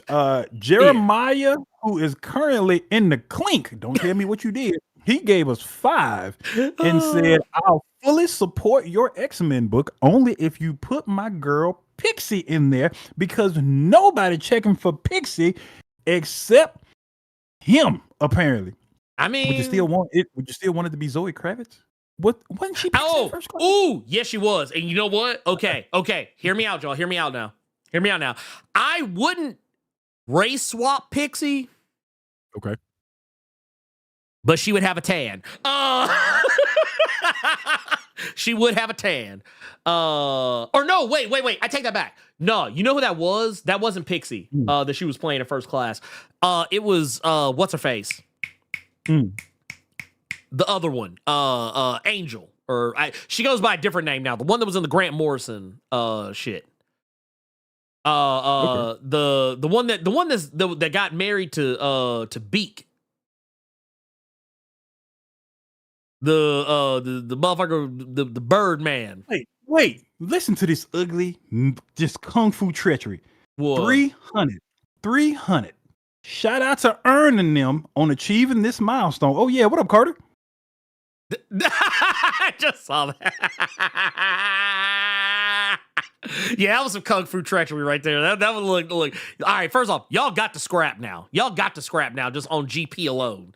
Well, speaking of GP, we also got SpaceCowboy.exe with the 5 says, see what they didn't tell y'all is that this is actually legacy number 600, where the variant covers at free cheers for 300 to Asgard. Oh, hey, legacy? by Odin's fate. Hey, you know what? Fun fact, if this was legacy numbering, this is technically 302 because you would have to take them annuals into account. Yeah, it would be. Technically, it's 302 like a motherfucker. Oh yeah. Nah, yeah, off top. We also got Elite X1 with the 5 over on the Streamlabs side. Says congratulations on this 300 episode milestone. It's a milestone for comics, so it's only proper that the best comic stream in this or any other Earth in the multiverse reaches it too. Also, thanks for the NOC gig and letting me help keep the space safe in the chats. Love, hey, all day, every day. Which, by the way, I still need. Speaking of, because I think the last one you did was South of Midnight. I still need to play that. I have not gotten a chance to touch that game yet because. Life. Actually, you know what? Maybe that's what I do today. That's what I do today. I've been watching Asian stream. That's how I've been watching it. Oh, Deacon Ruckus. He's always gonna be the Deacon. I'm sorry. I think he made a grave mistake. Say it like that. I just remember group chats of when they say the Deacon in all caps anytime they acknowledge his ass. For y'all that don't know, we're talking about buddy of ours on Twitch. His name is Blue Heart. I saw somebody bringing him up in the Discord recently, saying that they watch him and didn't realize we knew who that was. Yeah. That's who I've been watching. That's who I've been watching play it. But yeah, I'm mad I don't have an Xbox because apparently from what I've been told the Xbox is the best way to play that game. Really? Because I thought it would. Is it not on PC Game Pass? It is on Game. I think it's on Game Pass. I do believe it's on Game Pass for PC. I believe Okay. so. I could be That's wrong. how I wanted to try that. That's how I was gonna play it. Yeah, but no, I need to play it. I really want to play. I just have not gotten the opportunity to. That said, we have also got Speedy Mundust 01 out here with the 5 says, congrats on the Blerd Cave issue number 300, guys. Happy early Easter and early 420. Oh, yeah, man, because tomorrow is the day. And yeah, dude, happy Zombie Jesus Day to everybody. We also got Sinful Meat Sticks. Ooh, that's a name. That's a name right there. Sinful Meat Sticks. Here, I gotta hit the button just for that. I almost left the Discord. I almost left the call. I almost left the call when I saw it. I almost did. I almost cut the stream. Thank you for that raid. Thank you for that young raid. We appreciate you. I don't know what Sinful Meat Sticks was doing, but based on the name, I'm gonna assume it was something sinful. We've also got Go Conjure his baby's father with a 5 says, I'll buy your comic if you have Kitty get checked for disrespecting us. LOL. I tell you what, man, look. See, here's the thing. Here's the thing y'all need to understand. Y'all don't even have to worry about that shit. Cause there are three characters who will, like, if I got to write the X-Men, I would write these characters into a scene just to G-check them. One of them is definitely Kitty Pryde. I'm like, oh no. You was talking greasy. You was talking greasy back in the 80s when you thought we weren't paying attention. Yeah, fuck out of here with that shit. Also, as much as I love Emma Frost, she would get G-checked too. Like, don't think I forgot about that Get Out shit you pulled on Storm. I remember. And also, the other one would be Charles Xavier. For multiple reasons. Lots of reasons. Dude, I would write Charles into a scene just to... you remember how Benjamin Percy did Beast in the X-Force book? When he had Sage lay down all that motherfucker sins in one panel. Yeah, no, I'd be like, man, first off, you perved on Jean, you a terrible father, you enslaved a sentient AI, you also tried to tell Storm, you tried to diminish Storm's presence as a goddess. I would just go down the list and be like, yeah, fuck you. That's all it would be. That's all it would be. That's all it would be. That would just be me all day. He said, the guy McLeod is saying, I couldn't resist. Salute Carter. We're going to run into each other again in these LA streets. Have you hit Comics Den yet? It's a dope black-owned spot. I have not. Well, shit, you just gave me something to do today. There you go. Go to Comics Den. There you go. Somebody I ran into at the comic shop. But, dude, Pulp Fiction, that's the name of the comic shop that I regularly go to. That's the one that... Pulp Fiction, it kind of got me in the chokehold, bro, just because of that bargain bin. Ernie will attest. You know how many of them goddamn books I got out of there for Ernie and me? So, man, see, and it's right there. It's like you just walk right out. It's right there. But yeah, Comics Den, I gotta hit them up. For sure. That said, where are we at? Because I mean, honestly, we didn't really come in here with a plan. We just came in here to talk some shit. Well, I know the one thing we can do, because I remember you said you wanted to do this anyway, and then the PC shenanigans. You want to get to some of these questions we hadn't gotten to? Oh yeah, I forgot about that. God damn, I'm glad you're here. Yeah, we got something in here. Oh so shit. yeah. No, you're right. Yeah, we got one from Ajax saying, "What's good, brothers? Hope y'all are having a good day. Quick question: have y'all heard of a comic called Motherfucking Monsters? I seen it, and he said he saw it in his LCS and picked it up, and he said that book is a trip. You ever heard of Motherfucking Monsters? Motherfucking Monsters? No, I have not. I feel like I should have though. I feel like I should have. I've never heard of it, brother. I have to go look for that book after we're done with this. Hold on, wait. Don't tell me you found it already. Uno momento, por favor. I'm checking a source. Yeah, Gavin, you're right. I'm pretty sure I'm surprised that Ernie has not brought that up, to be perfectly honest. Oh yeah, no, I most certainly will. Most certainly will. Please believe that. No, I was checking Global Comics to see if it was on there. Oh no, I figured that's what you were doing. Yeah, I was checking. You know, I had to check the spot. You know how we do. Also, you know, I tell you what, you want to talk about some wild shit? Uh-oh.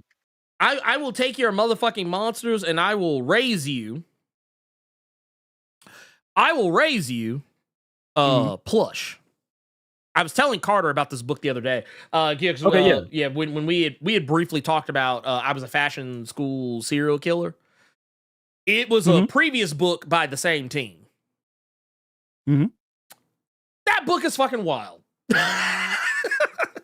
Murder Furries.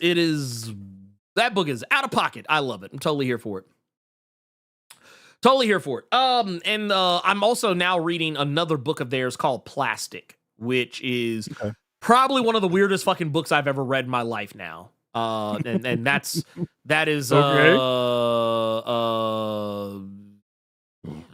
God damn. Woo!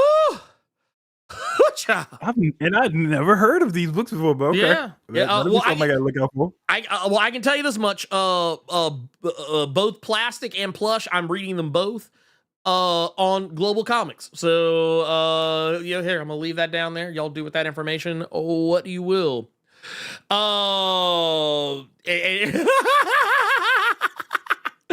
love this because So and Gavin knows off top. Mm-hmm. The fact that I am more shocked that it took this long for Toku Batman to be a thing. Because Carter, did you take a look at it? I've seen art of it, but I haven't really read what it would be, just because that tokusatsu thing, that's your bag. So I was more so waiting to see what you were having to say about it. But some of the images and stuff like that I saw did look cool. Oh yeah, no, that shit looks wild. It looks fucking. It would probably be a lot more shit. And why I say I was waiting on you is because for tokusatsu fans, there's probably a lot more shit in there that I wouldn't catch that you all would probably lose your mind over. So I was waiting on that. I was waiting on that. Yeah, 100%. So. No, 10 million percent. Mm-hmm. 10 million percent. Mm-hmm. But no, the whole Batman Toku thing, like, because and also I'm a huge fan of Dan Moore. I think Dan Moore is fantastic.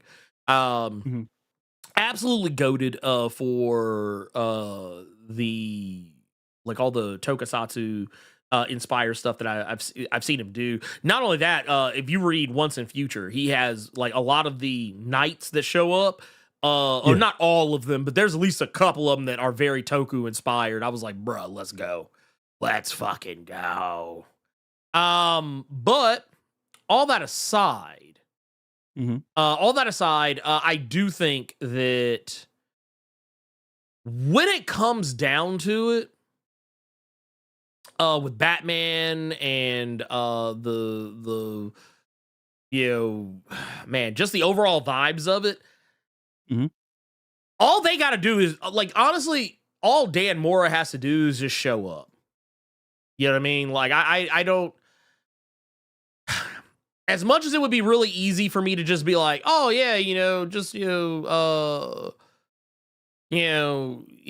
just write the fuck whatever, and I'll probably fucking or not write, but draw whatever the fuck, and I'll just be on board. Yeah, I mean, that's definitely a thing. I'm not gonna fucking hold you.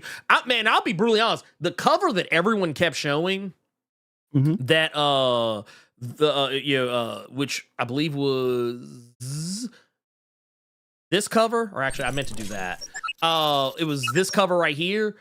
This isn't even the cover that I thought was lit. I actually thought the cover that was super lit was this cover, because it actually looks like a DVD or poster cover for a Super Sentai or Kamen Rider show.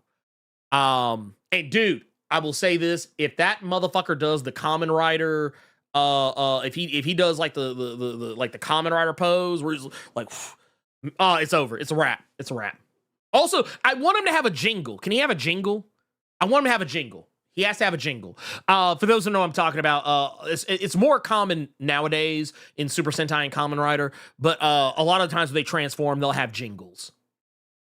Some of you may remember, like, if you ever pay attention during the countdowns, you'll hear this voice comes up and says, "Oh, you ready?" That's from Kamen Rider Build. Every time Kamen Rider Build gets ready to transform, it does that. His belt makes that noise. And it'll play like sound effects and things of that nature, so on and so forth. When any of them transform, I need that. Because it's something that I think is very integral to, especially the current day vibes of Toku. Oh man, that actually breaks my heart. That breaks my heart, but also I just saw this. It breaks my heart that he's only doing the covers, but I actually really like Erica Durso, so it actually works out. From Inferno Girl Red during the interiors. Which, okay, so if Erica is doing the interiors, I actually have a lot more hope for getting what I want. For those that maybe you do, or maybe you don't remember, I'll show y'all this. This is actually from Inferno Girl Red.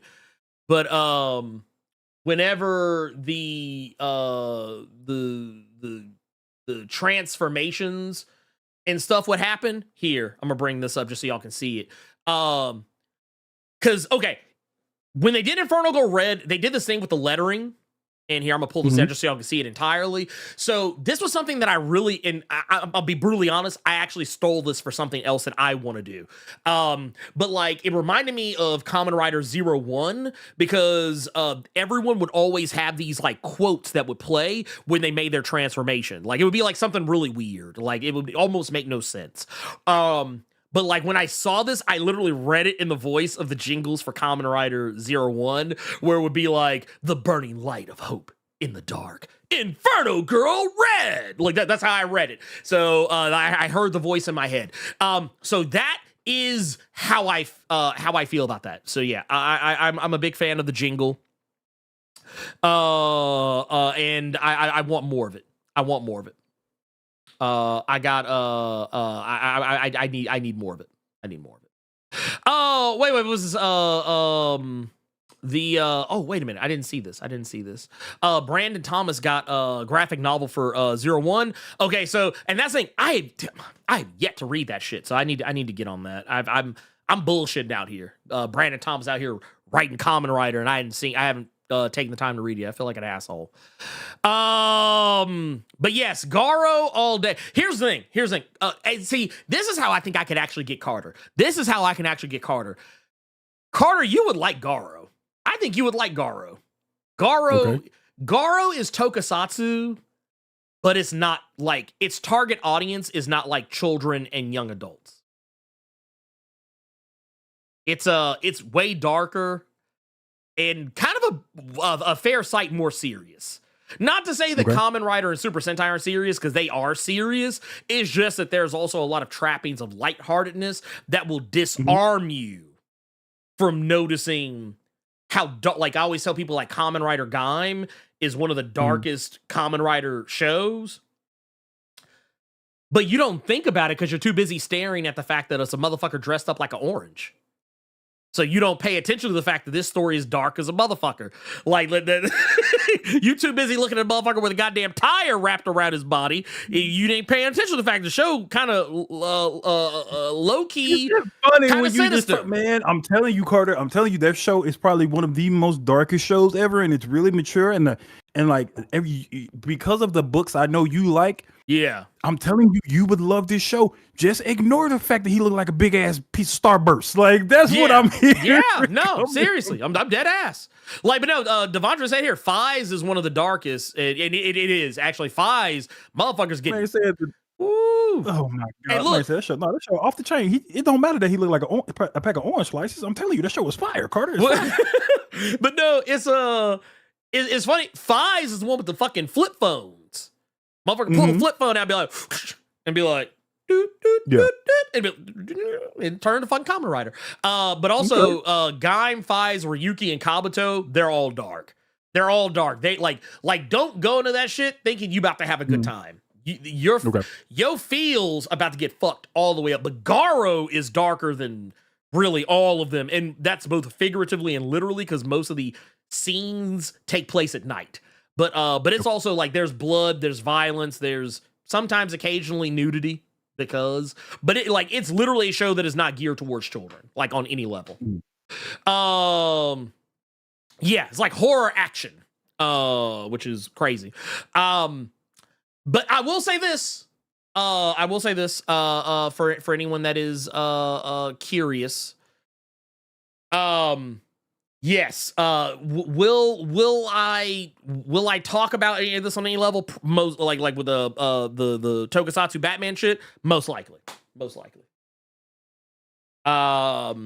Also, by the way, do me a huge favor. Go check out the best comics this week because I think this episode got hoed a little bit. This episode got hoed. I was like, man, dude, I was like, this one. All the other ones did like I felt pretty well, but the most recent one like is not getting watched, and I feel like I feel bad. I feel I'm not gonna lie. I slick feel some type of way.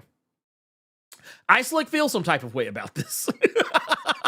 But especially considering I thought that we talked about some pretty lit books in that one. But all that aside, all that aside, like I say, y'all go check it out later. Yeah, go check it out later after this is over. And yes, says apologies if you brought this up. When are we gonna see your Sinners review? Well, so I'm gonna do y'all a huge favor.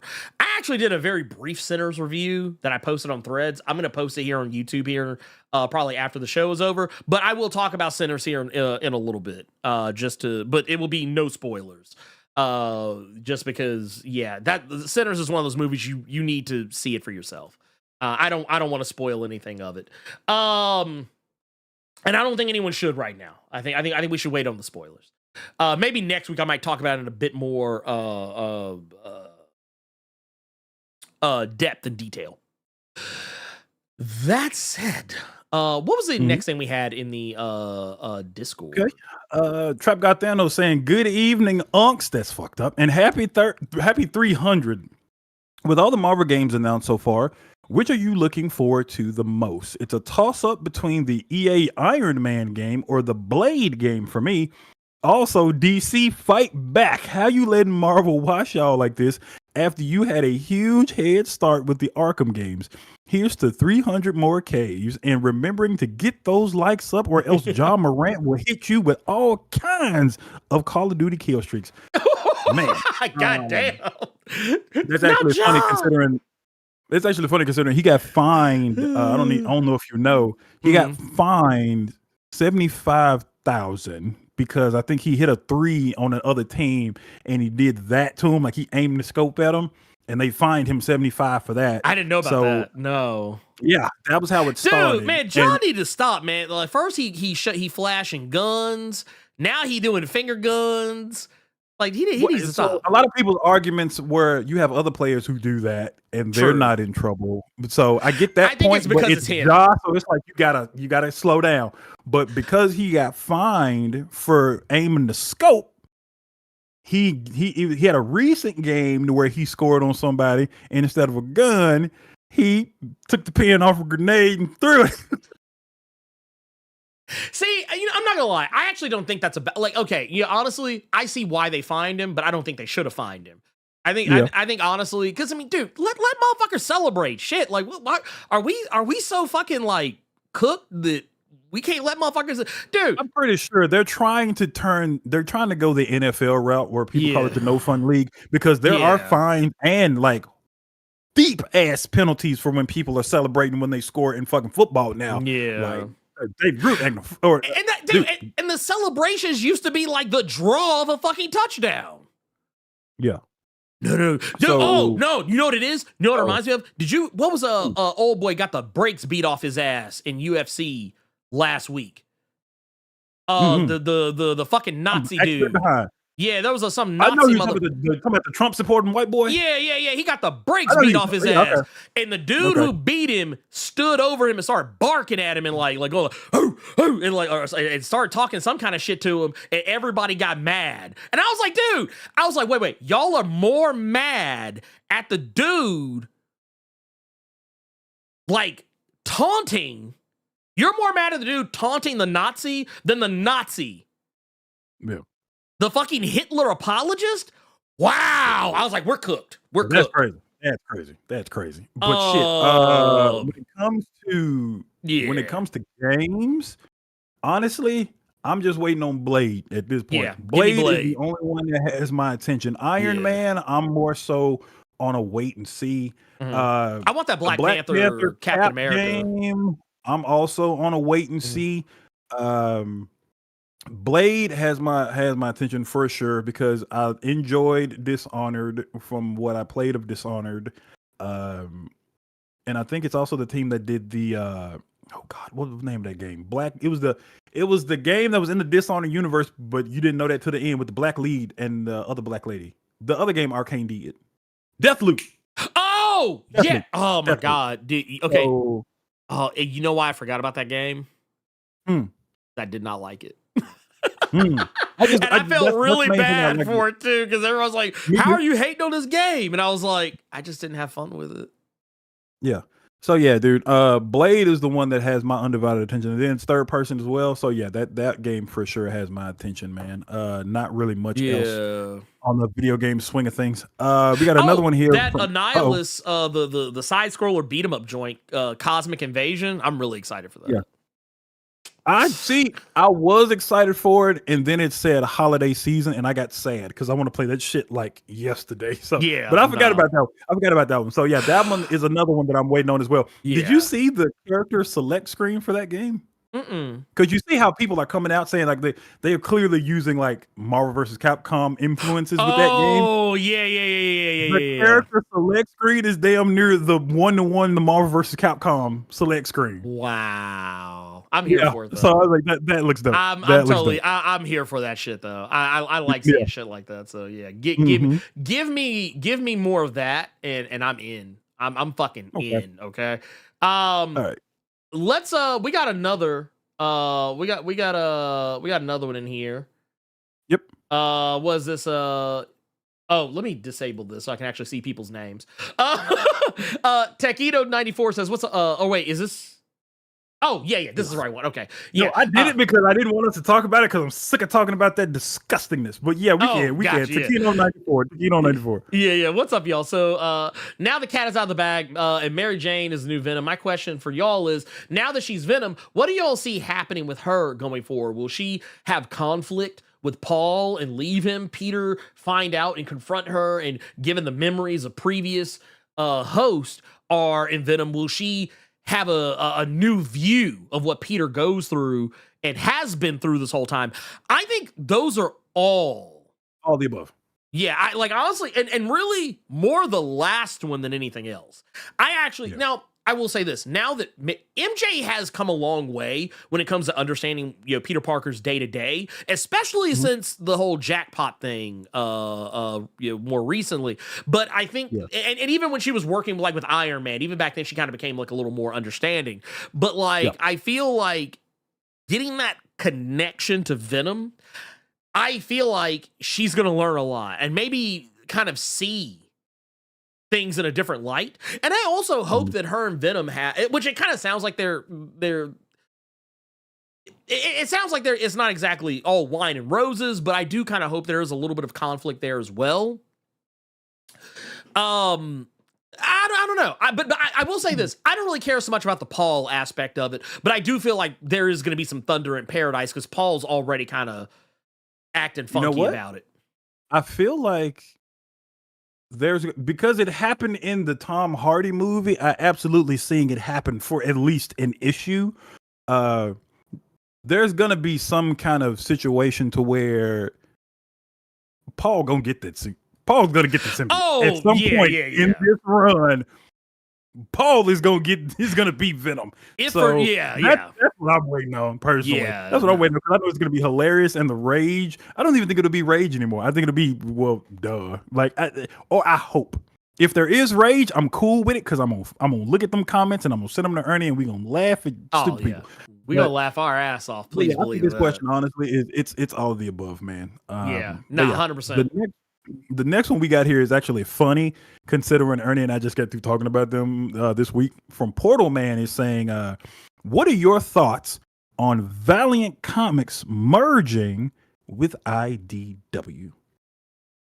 It plays. So, yeah. And with everything that was happening with Diamond and how that went kind of belly up, and then they were doing some stuff with Alien books, and so here's the thing.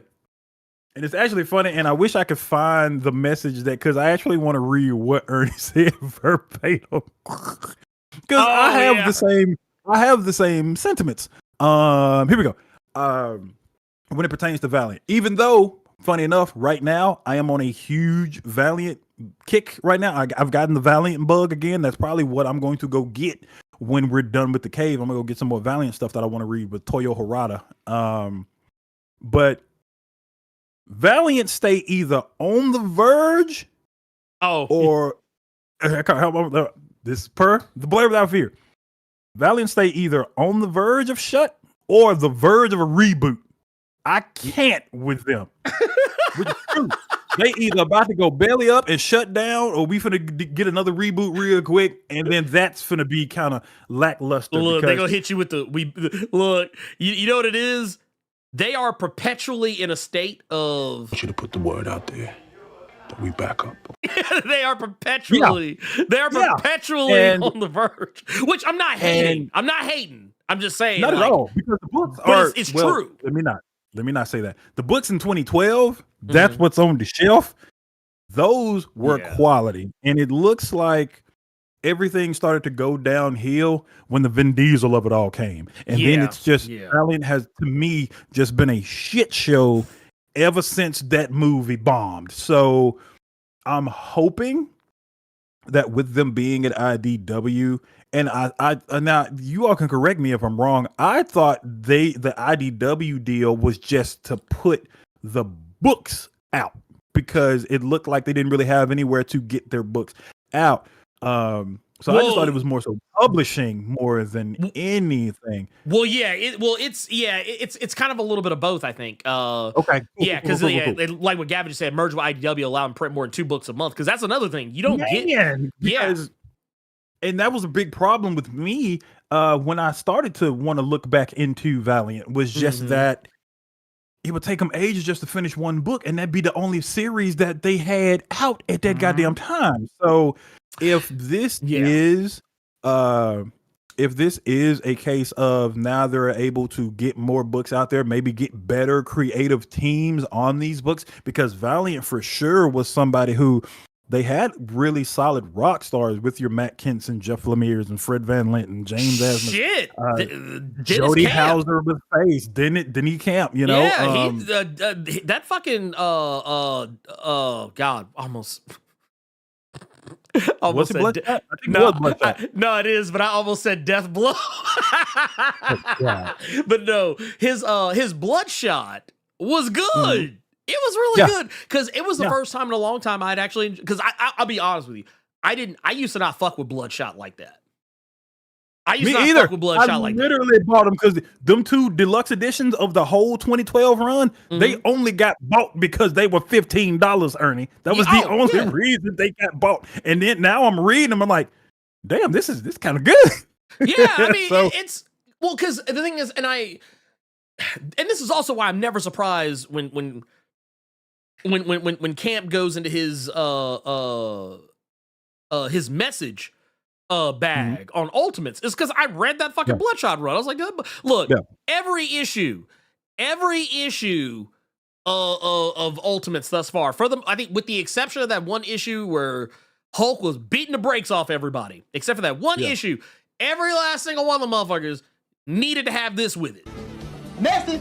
They all needed to have message like right there, because I was like, dude, because he don't give a fuck, and I love him for it. He's out here using he has the power of the pen, and he uses it judiciously. Yes. So with all that being said, if they're gonna be able to get some quality behind it, yes. And this is just me, and you all may not have a problem with it, but like, dog, $30 for a 4-issue hardcover is highway robbery. So, bruh. especially when the quality ain't that good. I mean, and that's another thing, man. Like we and that's all I'm saying. That's all I'm saying. Well, no, I'm with you. I hate having to come at it like that, though, because it's the same issue I've had with Marvel. It's like, dude, Marvel wants to hit you with like a $40 price tag on a trade, and the motherfucker ain't got but 4 or 5 issues in it, and I'm like, So, and I will say to that point, if there's quality there, I don't mind it, because the trades that I have on my shelf right now, they're only 4 issues, and they were like $14.99 and shit like that back in the day. So I don't mind it, but there has to be quality with it, and I haven't really seen quality with a lot of the Valiant stuff, with Bloodshot, with Ninjak, that I saw in 2012. I'm going to, when we're done with this, I'm going to look for shit from 2012. So I would have to read a lot of the stuff now just to see where they are with a lot, but hopefully this will lead to more success with Valiant, and hey, it's another bag, or a potential big bag for IDW. So I'm cool with it. And yes, I remember when Acclaim owned Valiant. Here's a fun fact for Ernie that I guarantee you he may not have known. Oh, you know, Acclaim is back. Don't you look shit up? But do you know that Acclaim is coming back, and they're going to be putting stuff out? And there's a reason I'm telling you that. Wait, so so hook a brother up here. Why are they back? Going to be so they were purchased, and there's going to be some stuff. Houseway. So sorry, I couldn't resist. They're going to be doing indie. They're going to be doing indie publishing when it comes to games and stuff like that. Okay. But the reason I'm bringing it up to you and all of you is because I thought this part was hilarious. One of the people that is on the board of directors for Acclaim, which I think is fucking hilarious. Ladies and gentlemen who catch this reference or get this reference, I applaud you. Ernie, Mr. Blerd Without Fear for 300. A wild slapnuts appears. JEFF. Wait. You mean, wait, hold on. The Chosen One. Yes, sir. A wild slapnuts appears. Okay. Jeff Jarrett is on the board of directors for Acclaim now. Why? Oh my God. Why? Why is JEFF JARREET? The King of Mountain himself is on the board of directors for this new indie publishing endeavor with Acclaim. Yes. I just don't understand. I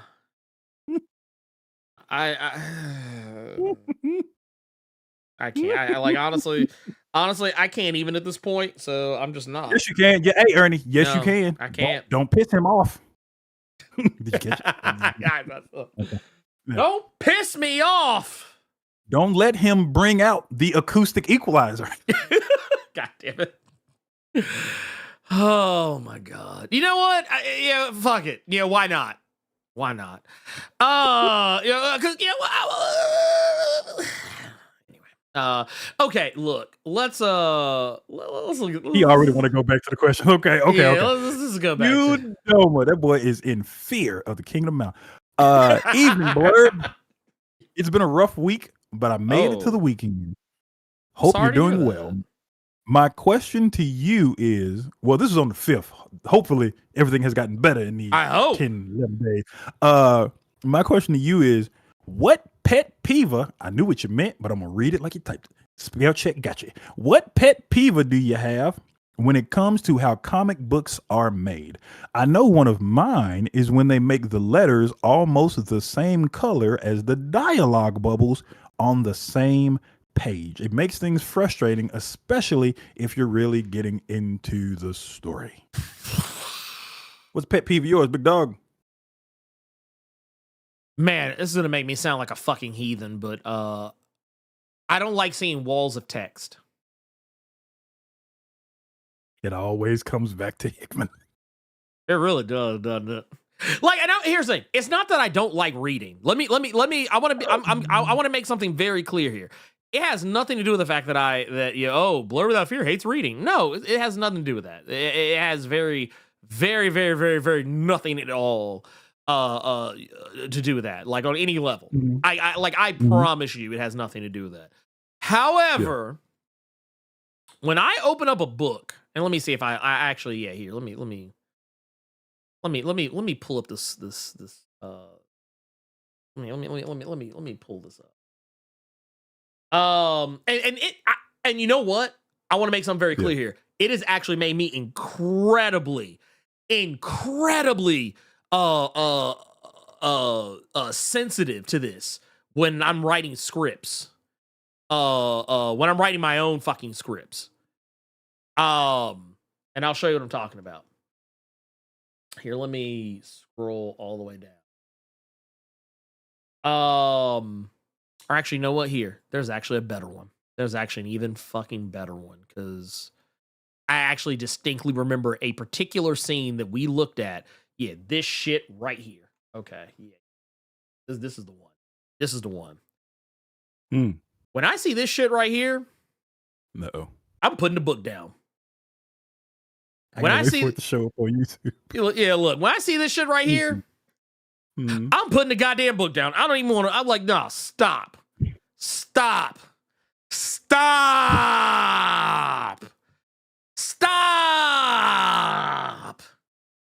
No, this is not. This.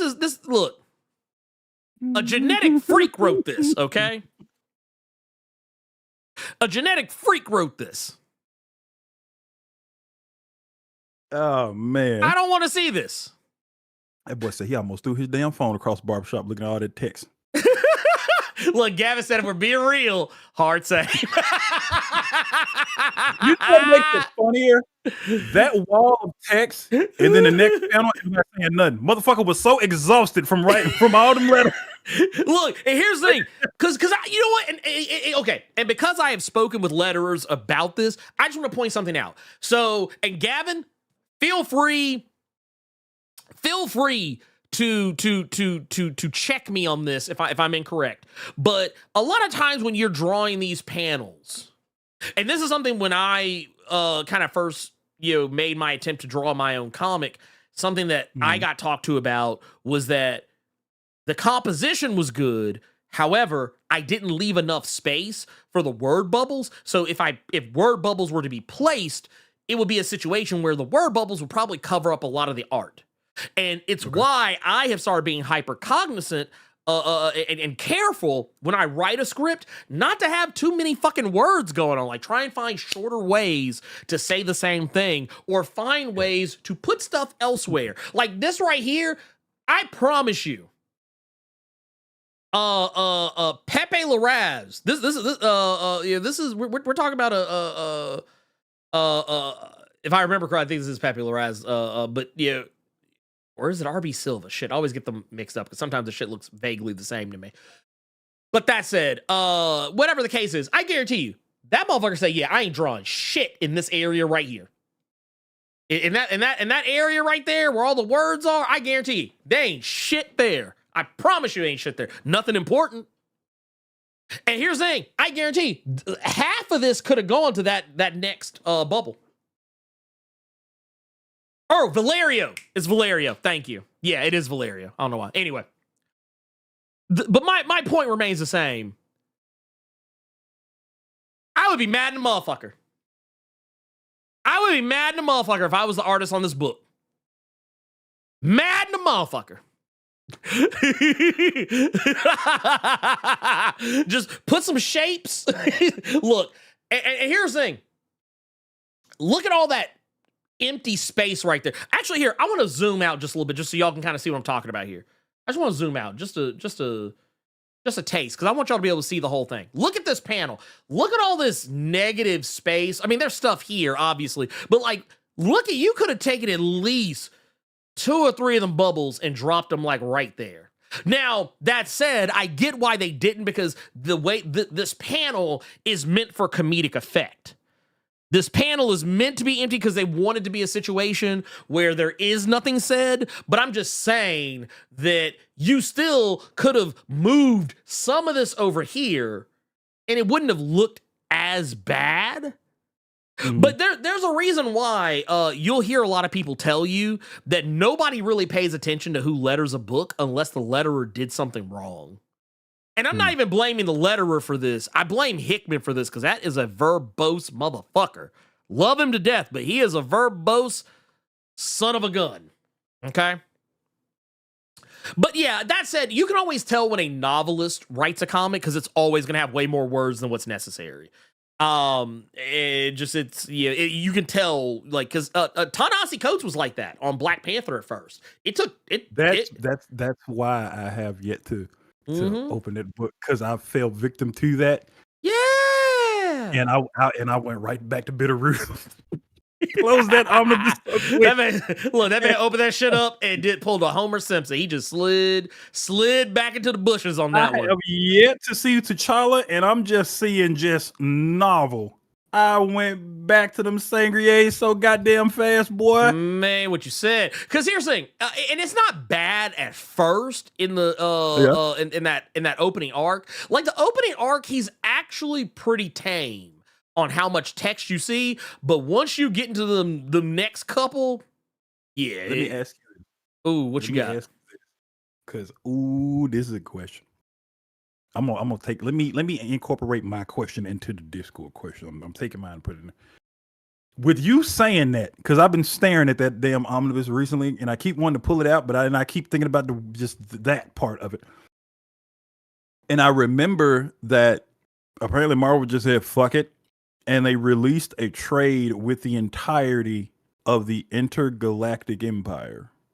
Oh, yeah. Would you say that was when it should have been read, or would you say no? It's the whole thing. You just got to get past this little hurdle. I mean, okay, so I'll say this: Black Panther, the initial story arc, A Nation Under Our Feet, I think is a good story arc. I think it's essential reading for Black Panther, 100%. Mm-hmm. There are some aspects a little later towards the end that are not. When you start, okay, I'll put it to you like this. When you get,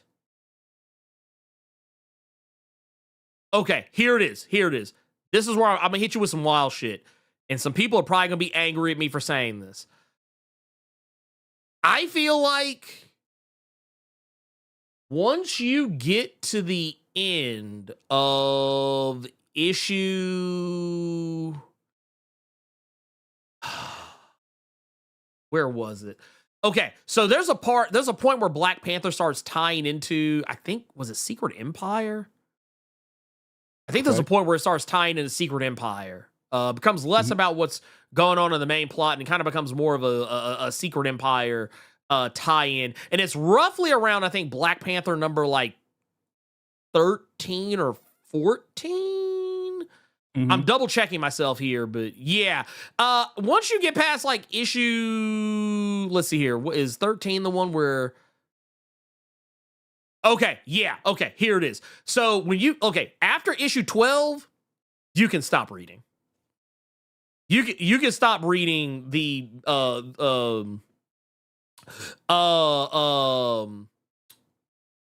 yeah. So you start at issue 1, get to issue 12. After issue 12, there is, let's see, how many issues is this? 13, 14, 15, 16, 17, 18. Then they relaunched, or not relaunched. They went back to legacy numbering after 18 and started back at Black Panther 166. So there's like 20, no, not 20. No, 13. There's 13 issues after that issue number 12 that I don't think you have to read at all. Now, it's not to say there isn't cool shit happening. It's not to say there's not cool shit happening, because I think there's one part where Storm is officially recognized as or no, wait, that actually might have happened earlier. So you know what? Maybe you don't. Ooh. Maybe you don't. Maybe you fucking don't. Actually, you know what? Now that I'm looking at it, yeah, I think that acknowledgement actually comes maybe a smidge earlier. I could be misremembering things, but yeah, I'm just honestly, I'm just kind of talking out of my ass at this point. But actually, oh no, maybe. I'm double checking myself on this, because I don't want to tell y'all the wrong shit and have y'all ignoring some shit because it was, yeah, no, I stand by it. Skip them 13 issues. You can skip the 13 issues of Black Panther and jump right to Black Panther Intergalactic Empire of Wakanda and just read that bitch straight on through. So yeah, there's that. But here's the thing. I think that I can say that about a lot of shit. I can say that about a lot of shit, because I will tell you right now, there is a whole gang of fucking books I look at sometimes and be like, oh, yep, this ain't hitting on nothing. Skip ahead. Like case in point, you and I talked about this. I don't think we talked about this on the show, but we talked about this privately. The Chip Zdarsky run of Daredevil. You and I talked about it when they were releasing that omnibus. And as much as we love Chip, we fucks with Chip. Chip is a cool motherfucker. But let's be real.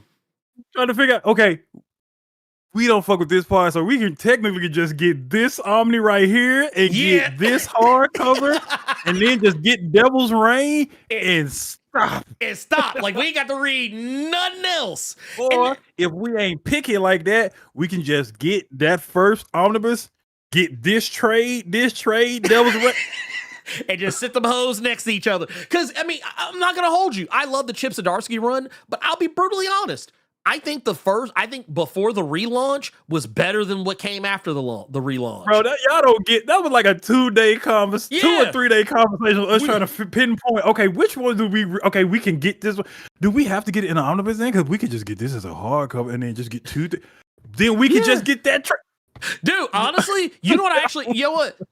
Deck It Out said something I actually seriously considered doing. I actually have seriously considered doing this. You know how people make those filler lists for comics? Yeah. I've actually considered making those for like certain runs of comics. Be like, okay, here, this is what you read. Read this. You ain't got this shit don't matter. Get that shit the fuck up out of here. Because I remember I used to say this shit during the Krakoan era, and people thought I was being mean. People thought I was being fucking mean. I was not being mean. I was being real. I wasn't lying. The Krakoa, dog. I'm gonna speak for me. I ain't gonna speak for you. Yeah. I enjoyed the Krakoa era. He enjoyed the Krakoa era. But this is when I'm speaking for me. I enjoyed it so much. Do you know what books I'm trying to get? Hellions, X-Force. That's it. And look, here, I'm gonna do you one better.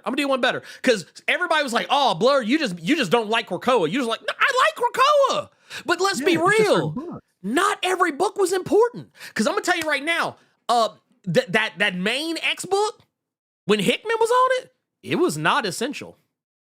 It was only essential in so much as that certain issues were essential. Like, honestly, I could look at that book and be like, okay, look, you really ain't got to read the whole run of the Hickman X-Men when he, and I'm talking about like the entirety of the Krakoan era. I'm talking about when Jonathan Hickman was specifically writing X-Men number 1, number 2, number 3, number 4, 5, 6, 7, 11, 12. That's what I'm talking about. Jerry Duggan's X-Men is more essential than Jonathan Hickman's. Think about that for a second. Think about that for a second. Think about that shit. There are more essential issues in Jerry Duggan's run than there are in Jonathan Hickman's. And y'all can say I'm being a hater, but it's true. I'm gonna get to this question right now because this is a you question from Fomenum. Wagwan, Blerd and Carter. But this is totally your question. So I'm gonna take my name out and put it where y'all put them goddamn congrats Ernie and them. Wagwan Blerd. How do you feel about My Hero Academia Vigilantes? I, for one, having finished the manga, actually like it more than the main My Hero series. You, the My Hero guy, you've read it. I'm still trying to start an episode. So, Okay, yeah. have you read that? I have read some of the Vigilantes manga. I have not watched the show yet. I actually have it. Oh, I didn't know that was a fucking show. Okay, look at it just started. It just started. But here's the thing. I am actually, and I said this for a long time, even back before they were even talking about doing a Vigilantes anime, I was like, they need to make an anime out of this because I actually have felt this story makes way more sense to me than the mainline story. And what I mean by that is I feel like there's just more meat to chew on because in the My Hero Academia universe, heroes are commonplace. They're normal. They're normal. It's an everyday thing. Heroes are everywhere. But you know, and villains, they're commonplace. They're fucking everywhere. But you know what isn't as commonplace?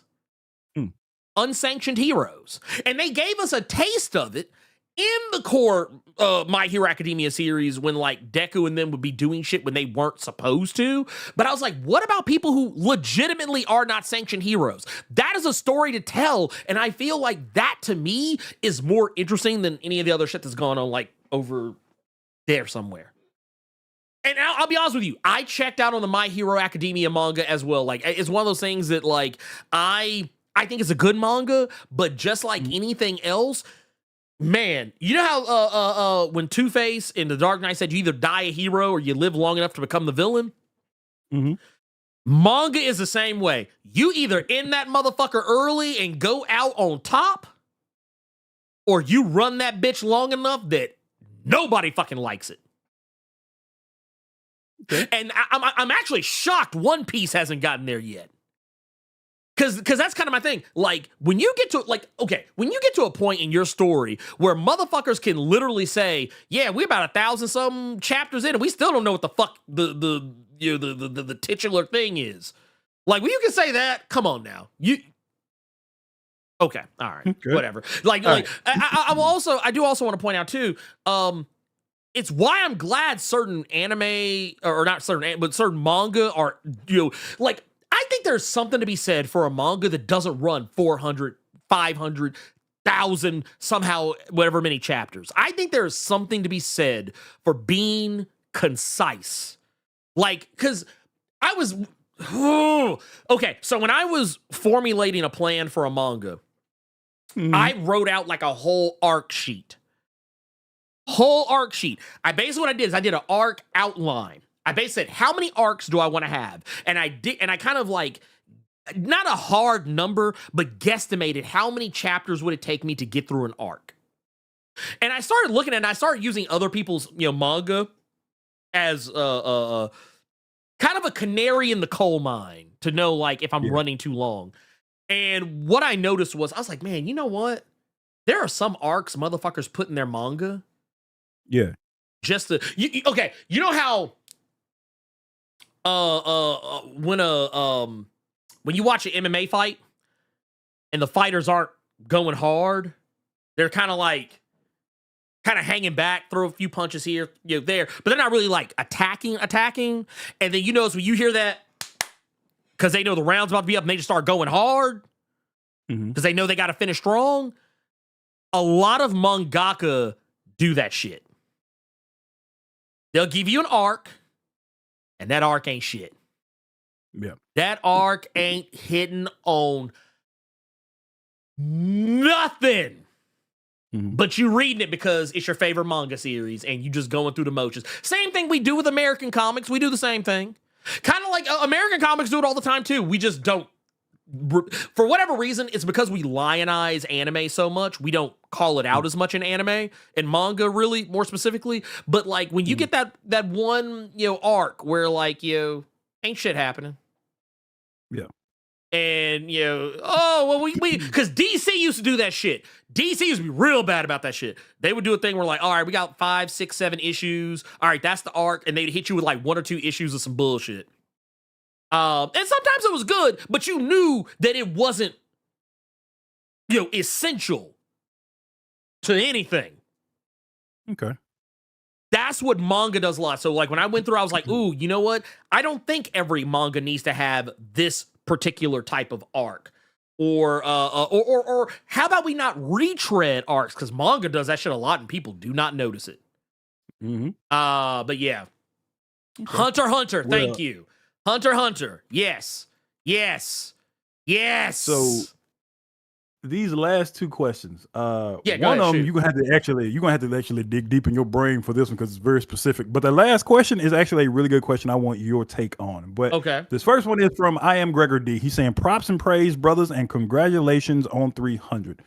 He said it's been a few years since the algorithm got it right and brought y'all to my radar, and I am forever grateful to have our voices talk about comics. It is an extremely important work that y'all do, but most importantly, the amount of joy that y'all create when together, as well as Blerd singularly, is a fucking beautiful thing, and I personally appreciate it.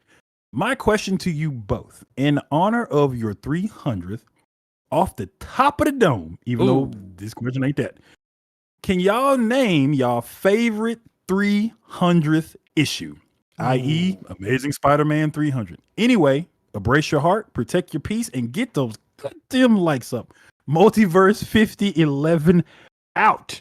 So with that ooh coming out your mouth, it's going to take you a little bit to think of yours. Mine is real easy. Always off the top of my head every time. I'm pretty sure it was to be expected.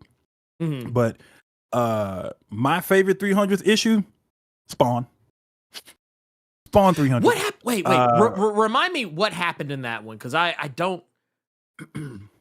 So it was several things that happened in that book. 300 was them kind of setting the stage for Spawn, King Spawn, right? Scorch. Yeah. That's really what that book was for, and that's really what got me back onto the Spawn train. I had been like off and on with some things here and there when it came to Spawn, but that was the one to where I just on a whim, I said, you know what? That motherfucker got 300 now. Let me just see. Let me just see what's up. And there are some total 90s moments that Ernie shits on. Yes. As his main reason for not liking Spawn. There's one in my head to where Clown takes the symbiote, because that's what the suit is now. It's a fucking symbiote. He takes the suit off of Spawn, and Al Simmons pretty much tells him, that's where you're wrong. You think that's what makes me Spawn. You forgot. I am Spawn. And this is the most 90s shit ever. In order to prove his point, he grabs some ash from an explosion of someone's body or whatever. He puts that on his face. So that now he has the mask on. Then he grabs some barbed wire and just starts tightly wrapping it around his arms and shit. Because that's the spikes. He grabs these railroad spikes and starts stabbing them into his arms and his fists. Because those are the fucking gauntlets. And then he grabs this skull for the belt. Stabs it into his pelvis. God damn. And now he looks like a bloody, goofy ass. That is so fucking 90s metal. It's obscene. It shouldn't happen, but it did. Yeah, I'm like, this is the goofy shit Ernie talking about. This is why he don't like Spawn. Yeah. But that's the one thing that I'm like, yeah, I see where he made on now. But that set the stage for literally everything. Sam and Twitch getting their own bug. King Spawn, Gunslinger Spawn, the Scorched. Rat City, which is literally just Spawn 2099. But yeah, dude, that was what got me into those books. It really is.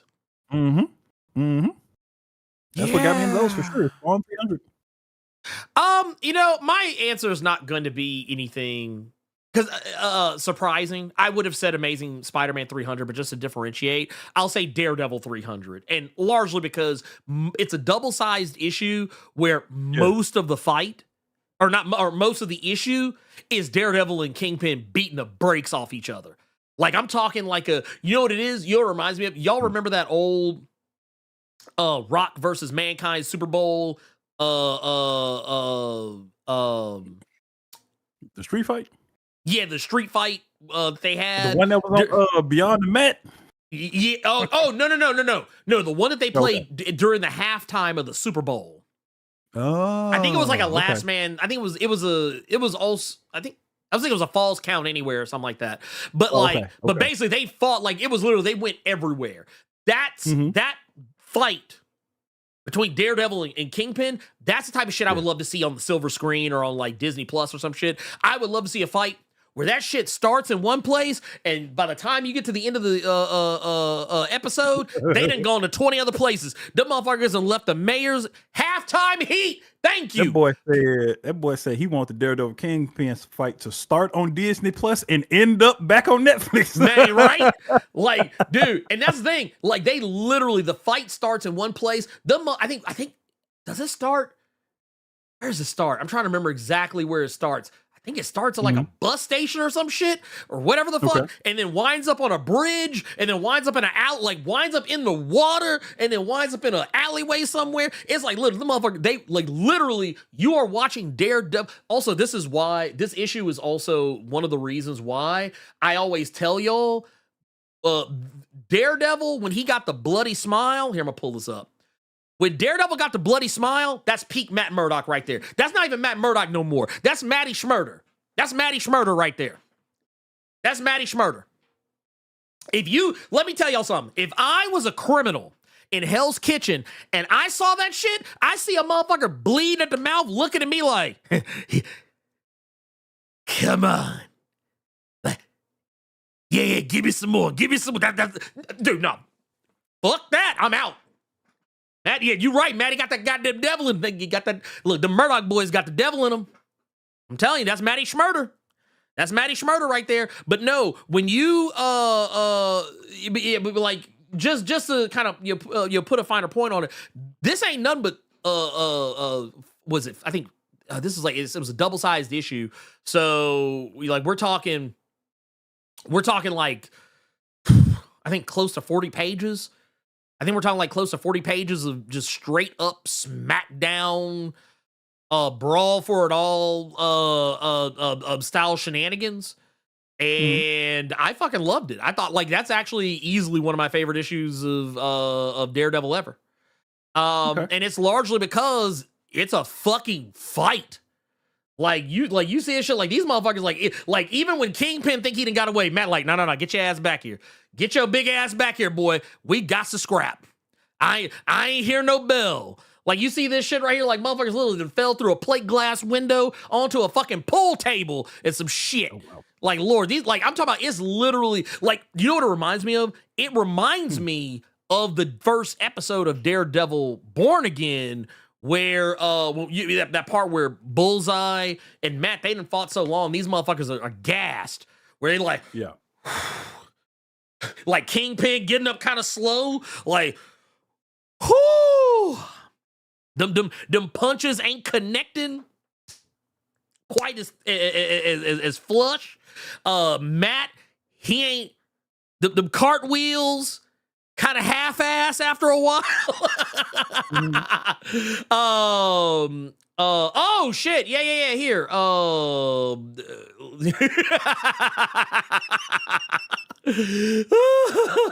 I forgot about this, dude. I actually forgot about this. This is another one. Elite X1 says, speaking of 300 issues, can we give Fred Perry his flowers for being the first indie comic to reach 300 issues? And he was writing and drawing every single issue the whole time with Gold Digger. Yes, I actually forgot about that. Yeah, dude, Gold Digger has been running for a clip. That shit's been running for a clip. So yeah, matter of fact, here, let's give it up. Give it up for Fred Perry, because I couldn't do it. I could not do it. Let me show y'all that too, because this is also a bad motherfucker right here. Hold on. That's the cover right there. That's the cover. That shit was cold. That shit was cold. Got Kingpin on his knees. Look, got them big ass meat hooks. covering his head, and Daredevil. And I'm not gonna lie, I always loved when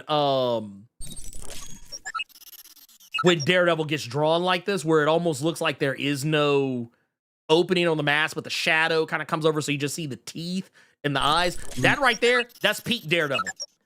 That's peak fucking Daredevil. I don't talk to me about nothing else. That's peak Daredevil. But yeah, that's the best.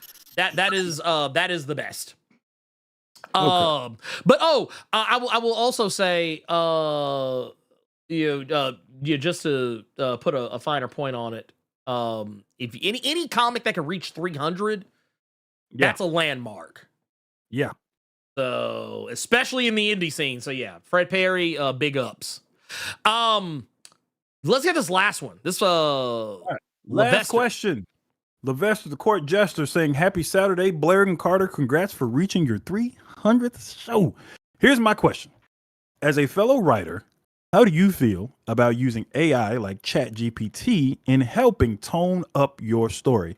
Last night, I went into a deep dive with this, having what I can only describe as a somewhat conversation with this app about my own work, and now I like to get some other people's opinions on that matter. I'm conflicted. Okay. I'm conflicted on this, and I'm gonna tell you why. Mm-hmm. I think ChatGPT can be a useful tool. Mm-hmm. I don't like using it for. I don't like the idea of using it for writing or for art. Mm-hmm. Really, anything creative. I will, however, say, if you wanted to, like, okay, and this is something I have done. This is something I have done. Sometimes, if you want to talk about using ChatGPT creatively without really like being scummy, I will say one way you can kind of get around that, in my opinion, and I'm kind of like, okay, that's not so bad, is say, hey, can you give me some ideas? Like, not story, not give me a whole story, but give me like, give me like a 2-sentence idea for a story about these very, very hyper specific parameters. Because at least at that point, you're not like, I mean, yeah, it's still using ChatGPT, but at least when it comes down to you actually sitting down and telling the story, you're still the one writing it. Like, you're not relying on ChatGPT at that point. Because ChatGPT is a learning model, that means anything creative that it offers by any metric of a suggestion is based off of someone else's work. So that's why I always say, like, when it comes to the creative side of things, I would actually prefer not to use ChatGPT. However, I will say that by that same metric, I don't really look at it any differently. Like, talking about the way I said to use it, not the other way. I don't look at it that much differently as when I watch like a TV show or a movie or read a book and get an idea. Like, that aspect of it is what I'm saying. Like, case in point, the main idea for Heart of the Darkness was, I was watching Mayor of Kingstown, and I was like, dude, how cool would it be if you took this show, but instead of it being like mundane, regular people, it was supernatural shit. Like, same premise, supernatural shit. And I did the same thing with the manga that I was developing, where I was like, ooh, what if I took the idea of the manga anime series The Guyver, but gave it more of a somewhat political message, but also made it kind of more like Super Sentai, but with a focus on a singular character more so than the other characters. But also at the same time, I also actually finish the motherfucker. Like, that was kind of, and don't get too weird with it as it goes along. That was basically kind of like, the idea I had in my head. So, like I said, it's one of those things, but at least in these cases, it's me actually being the one kind of like borrowing and copying from other people, as opposed to a machine doing it for me. So that I personally kind of prefer to do my own punch-ups. I usually like to show things to other people, see what they say, and based on whatever input they offer, go from there. Because at the end of the day, people are going to be who's reading your stuff. And a lot of times, I'm not going to hold you, ChatGPT is kind of stupid. I never showed y'all this, but when I did that video about Tom Brevoort's comments about Black X-Men, I actually used ChatGPT to script that video. I actually used ChatGPT to script the video, and I'm gonna tell you why I changed everything. Because ChatGPT started talking about white characters and treating them as though they were black characters. They started talking about Cannonball. They started talking about oh my god, who was the other character? They started like I was like Laura Kinney came up and a bunch of other like random white characters. I was like, none of these characters are black.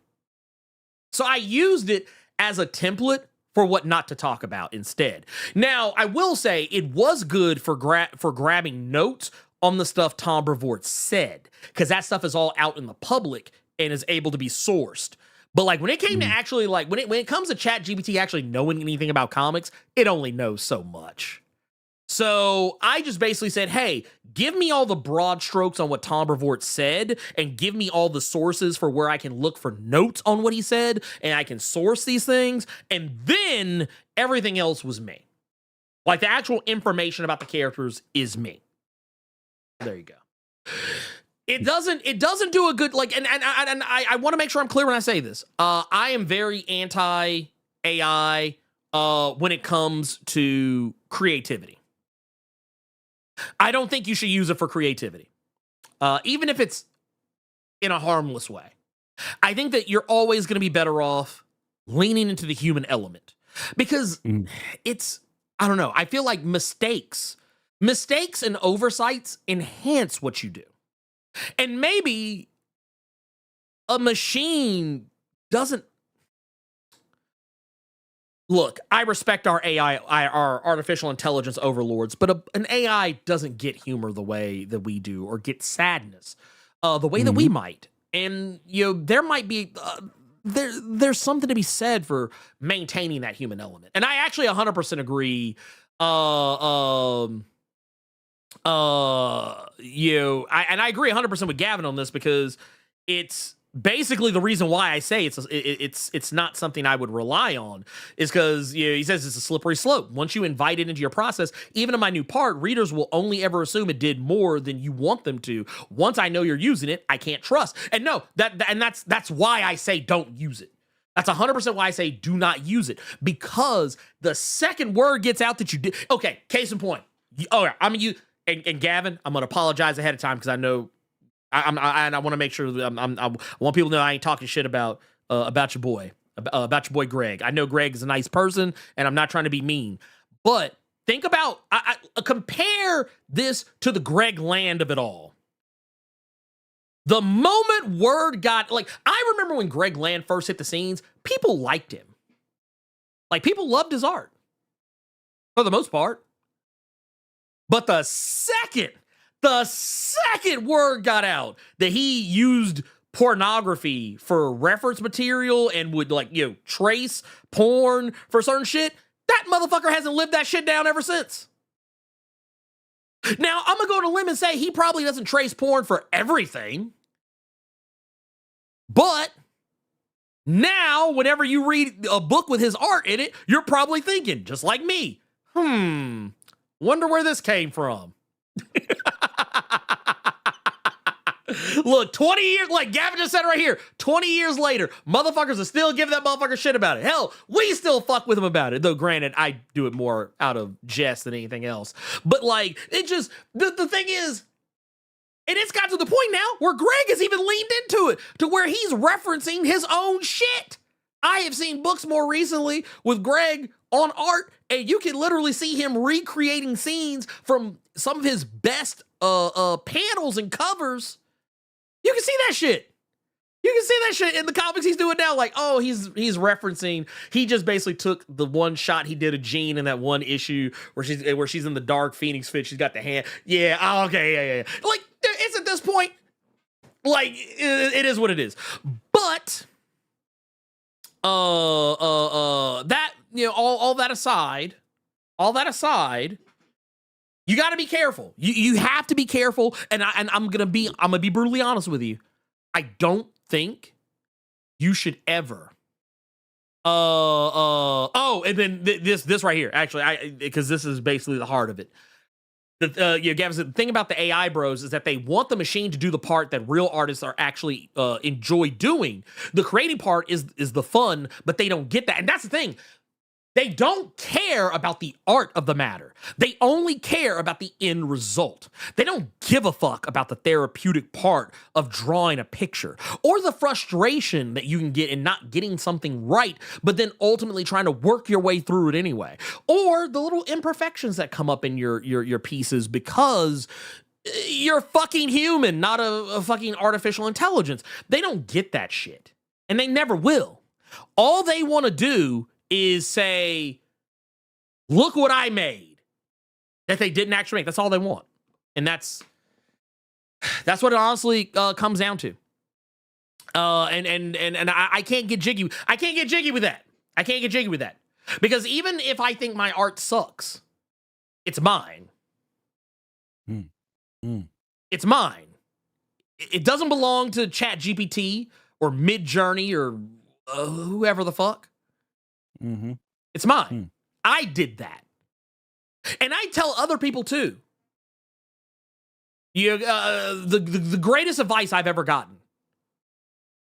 about putting your art out there. Because I remember I used to one of the most common things I would always see, and I actually heard, oh my God, was it White Manga? Who does the Saturday AM stuff? I think I heard him bring this up one time in a video talking about how like you're gonna like don't wait till you get good to make the comic. Just go ahead and do it. Don't wait until you've achieved your perfect form in order to make the manga or whatever it is you want to make. Just fucking make it because you're gonna get better just by virtue of making the thing. Yeah. And that's important. But and then this right here. So I tell people all the time, even as seasoned or skilled as I am, there's still a certain amount of alchemy at play between my brain and my hands. Some shit hits perfectly, some I fight with. And this is actually paid dividends to something that I talked about with both Coleman Ingle and Paulina Ganeshow from the Thundercats Powerpuff Girls deal, because it talked about like, hey, are there things that you don't like drawing? Or things that are a challenge to you? And I actually thought that was the most fun part of our conversation. Talking about things we fucking hate drawing. Cars. Backgrounds. Certain types of things is like, oh, this is because that's me. I fucking hate backgrounds. I fucking hate them. Can't stand them. Can't fucking stand them. I hate them. I don't think backgrounds should be a thing. There, I said it. Fuck them. Like, as much as we talk shit about Rob Liefeld for not being able to draw feet, I don't like drawing them either. I don't like drawing hands either, if we want to keep it a buck. Fuck them. Every character, no hands. No hands. Just bulbous balls at the tip of their wrist. Just big old ball at the tip of the wrist with maybe like a couple of circles on it. That's why Ninja Turtle hands. Everybody has Ninja Turtle hands, Ninja Turtle's feet. There you go. That's the way we do this now. Just saying. But if you wanna add to that? Nah, I'm good. Sorry. I was feeling some type of way. I apologize, y'all. Whenever the topic of art comes up, I get really animated. That said, I want to jump into some other stuff because we actually got a few things out here from the streets. Out here in the streets, we got first and foremost got the T-1000 out here. Man, 300 episodes in and still looking for John Connor's punk ass. Out here with the 10 says happy 300 with the fist. Also, want to welcome Cold Slither into the Blerd Club gold mine out here. Cold Slither, and we're playing our tune. Or no, wait, was it Cold Slither? I can't remember. Anyway, point of the matter is, a band of vipers playing our yeah, there you go. That's where tune comes in. Anyway, sorry, I misremembered it, but yeah, Cold Slither out here, the greatest band in the history of ever. Cobra Out here. Anyway, we got 18 months out of Nerd Large in the Blerd Club. Silvermine says, shout out, Blerd Mafia fam. Got family biz, so peace. Hey, we appreciate you, pimp. Thank you for even showing up. We appreciate that. And also putting something in the collection plate for you did. We appreciate that. We also got Jeremiah Klink back again. Says, with the 10, says, how should I go about pitching a miniseries to Image? Also, where should I look for a comic artist? Happy 300 Blerd Koa. Okay, Gavin might be able to give you a little more insight towards this, but I will say one of the best places to look, Instagram. Instagram art groups, Deviant Art, if people, I don't know if people still use Deviant Art, Tumblr, places where people predominantly post, you know, their works. One of the best places to look. Also, if you want to pitch something to Image, the best advice I can give you is whatever it is, make it short. Don't try and pitch some like 50 issue magnum opus. Pitch something that's like 4 or 5 issues, because a publisher is going to be way more likely to want to publish your comic if it is a shorter commitment with maybe potentially the promise of doing more. If if it sells well. Like, don't pitch Invincible. Like, don't pitch a 144 something issue Saga. Don't pitch Saga either. But say like you got an idea, make it like a little 4, 5 issue something. And this is advice that I got from David Pepos. David Pepos actually gave me this very same advice. In regards to not so much the artist, but in regards to maybe what you're going to pitch. Like, keep it something that is like, because a 4-issue miniseries is way cheaper for them to want to produce, and because it is cheaper, they'll be more likely to take a chance on it. I wouldn't go more than 5 issues. I would not go more than 5 issues. And I think 5 might even be pushing it a little bit. But yeah, just 4, maybe 5. Also, thank you for happy Blerd coming. Appreciate you on that. Thank you. And Gavin is co-signing.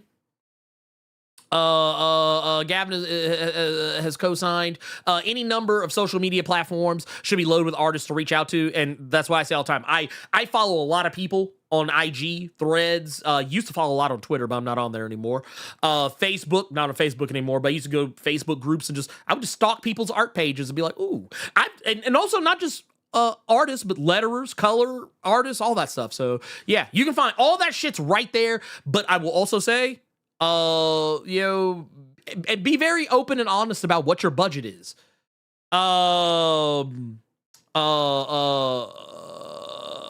Yeah, and that's all I got on that. Screwface Capone with the 2 says, "Wild slap nuts. I didn't know Carter watched Marky D." No, it's Shut up or I'll smack you one. Fucking love it. Also, shout out to LP3 with the 10 says, can you, Ernie and Carter, give an example of a comic that you feel never gets old or gets better each time you read it? You know what? I'll say this. Probably the one that I can go to the easiest, it's probably almost always going to be Ed Brubaker, Captain America. Just because that shit just,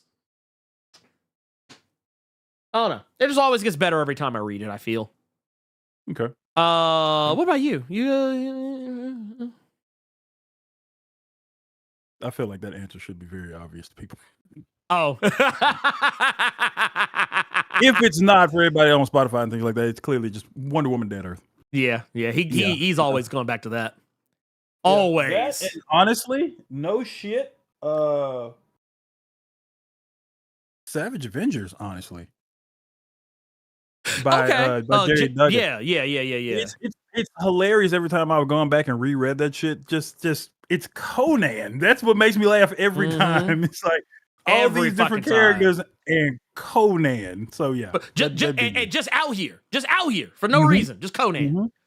When Marvel made Conan a thing, Like it's like because they actually legitimately leaned into They didn't try to shoehorn it, didn't try to No. fake the funk. That was Conan. Conan. They were like, nah, he out here. And had him doing Conan shit. Mm-hmm. Love to see it. Mm-hmm. But I will also say we got some more here too. We're not done yet. We got some more. Paris, you'll out here gifting 5 Blerd Club Gold memberships. Out here just acting a whole fool in these streets. Dude, I can't make this up. Just out here, just handing them out. Say, you get one, you get one, you get one, you get one, everybody's getting one. God damn. I love to see it. Thank you.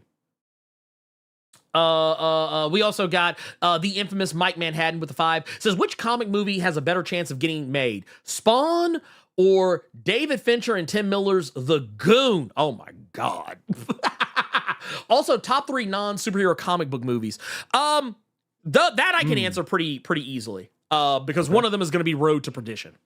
Road to Perdition is easy work. Easy work right there, off top. I can give you number 2. Huh? What you got for number 2? I can give you number 2 so we can keep it great. Since you saying Road to Perdition, I'm gonna give you Payback. Payback? Okay, I like that. Mm-hmm. I like that. I will also give you Atomic Blonde. Okay. A lot. Yeah, because that's also a comic book movie. Yeah. Those are. Yeah. But yeah. Honestly, neither of those movies have a better chance of getting made. And I'm gonna keep it a buck with you, and I mean this with my whole chest when I say it. Y'all don't want that I Tim forgot about The Miller, Losers. Oh shit, I forgot about The Losers. And I was just watching a Negan clip earlier this morning. Damn. I forgot about The Losers. That would be But my I number don't 2 think- is The Losers. Yeah. Okay. I don't think you all want that Tim Miller The Goon movie as much as y'all think y'all do, and I'm gonna give you an example as to why I don't think y'all want it. Because none of y'all talk about the first Deadpool movie anymore. All y'all go to 2 and Deadpool and Wolverine. Because Tim Miller did the first Deadpool movie and then had issues with Ryan Reynolds about where they want to take number 2. So he is nowhere in 2 and he's nowhere in Deadpool and Wolverine. And nobody talks about that first Deadpool movie like that no more. Like at all. Man. So I don't, even though the cinematography might be good with it being David Fincher, I don't think y'all really want that Tim Miller aspect on it. Like y'all, it'll be it'll be like more so like a one and done, like a one night stand if it was a Tim Miller movie. Something you think about every so often, but you don't really want to call that person. So Man, look, I don't think y'all want that. I'm gonna keep it a buck with you. Lobster Johnson has a better chance than either of them. But no, the Lobster. Wow. Ooh, Ogard, that's a good one. And I saw you just added that to your fucking what you call. Technically, it's been in there. I just moved it. It was in there, but I actually moved it to where it belongs. There was actually a few of them that like were in like a different section, and I just moved them over. Ghost we World. flaming your ass on Twitch, boy. We flaming you good on Twitch. The nasty ass move you put in. I saw Max Payne. I almost called you. I like the soundtrack. I like the soundtrack. That's about it. I like the soundtrack and the iconography. Everything else, not so much. But no, I will also say at Ghost World. I saw somebody bring up Ghost World. That's another good one. Ghost World is very good. Old Boy is also based off a manga, so that's another really good one. Old Boy. There's lots of really good ones. 30 Days a Night. That's another good one. Yeah. Wait. I gotta see some. Wait. Who is in here making a case for generative AI? I need to know. Because I'm gonna tell y'all right now.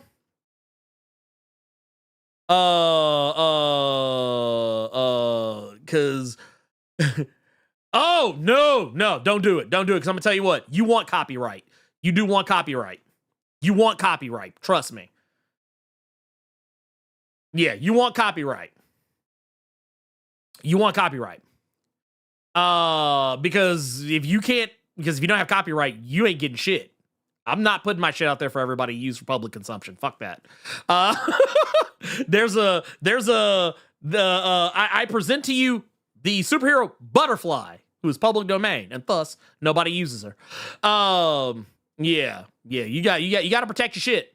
Yeah, you got to protect your shit. I'm sorry, you got to. There's no question. You got to protect your shit. Because I'm be honest, because I mean, if anybody can take your shit and use it, I mean, let's be real. Look at all these fucking horror movies that are coming out right now because they're in the public domain. Oh, bro, I'm so sick of these Winnie the Poohs and Popeyes and shit. Dude, oh my god. There was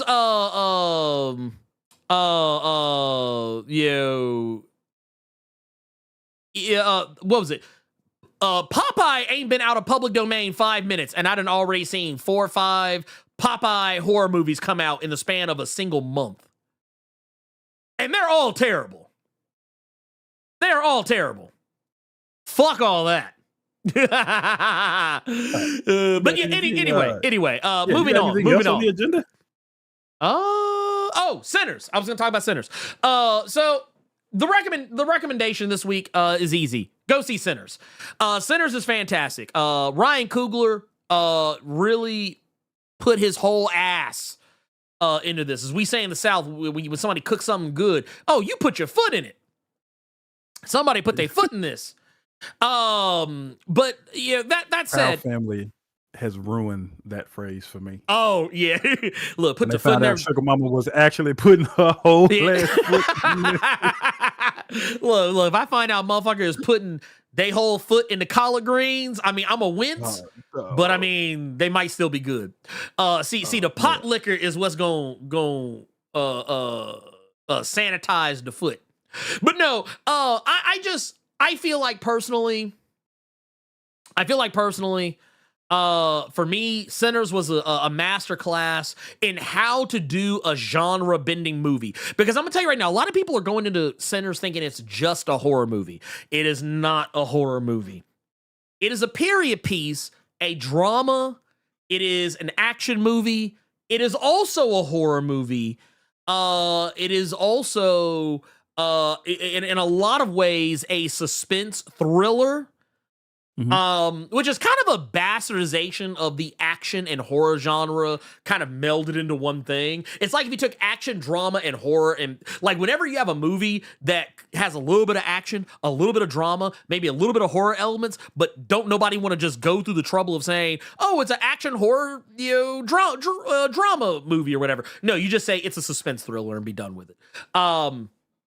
It's got just enough action, but it can't be called an action movie. Just enough horror, it can't be called a horror movie. And just enough drama, it can't be called a drama movie. That's a suspense thriller. But yeah, it's got all of that.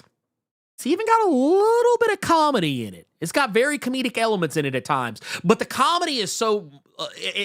the comedy is more based on the things that happen in the movie that are kind of like when you go see a movie like Get Out or The Blackening. There's some parts of the movie that aren't necessarily...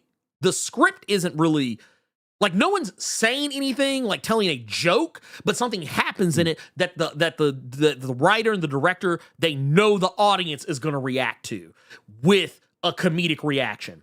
It's stuff like that. This movie wears a lot of hats. And I will go ahead and tell you right now, because I've talked to a lot of people who didn't want to go see it because they were afraid that they were going to be scared. This is the only spoiler I'm going to give you about the movie. The horror element of the movie does not show up until you are halfway through the film. So, anyone that is squeamish about horror, don't worry. It's not the whole movie. It's not like, oh, you start the movie and everybody just getting broke off. No. The movie actually spends a good amount of time with Michael B. Jordan, which, by the way, in case no one know, Michael B. Jordan is giving you 2 performances for the price of 1, because he is playing 2 different characters. He is playing twin brothers, Smoke and Stack, the Smoke Stack twins. And you see that in the trailer. It's not really a hidden thing.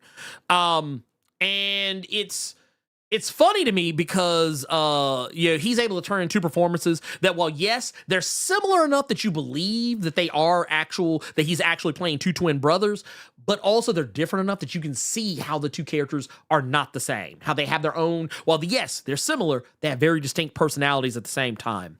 A lot of the rest of the supporting cast, Delroy Lindo, Wumi Masaku,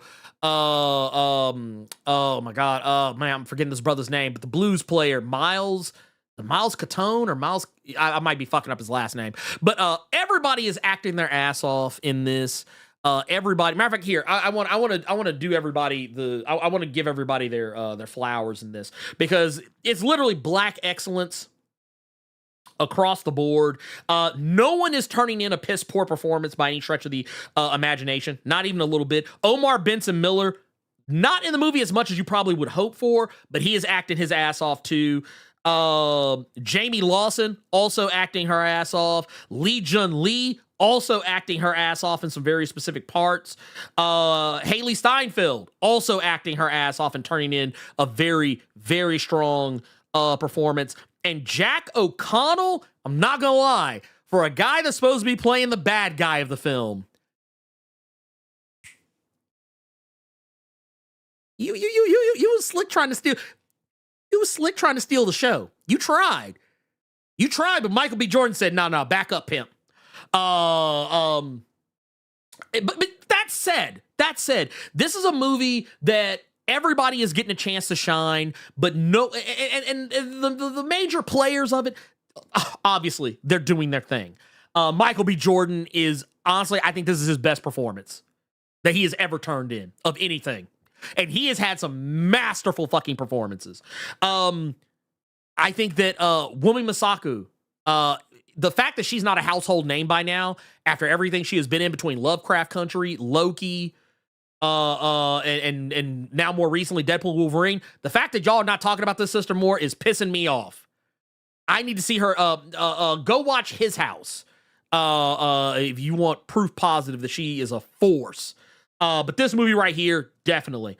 Man, and Haley Steinfeld, I actually loved how they actually kind of played into her ancestry with the role that she takes in this. And that's all I'll say about that.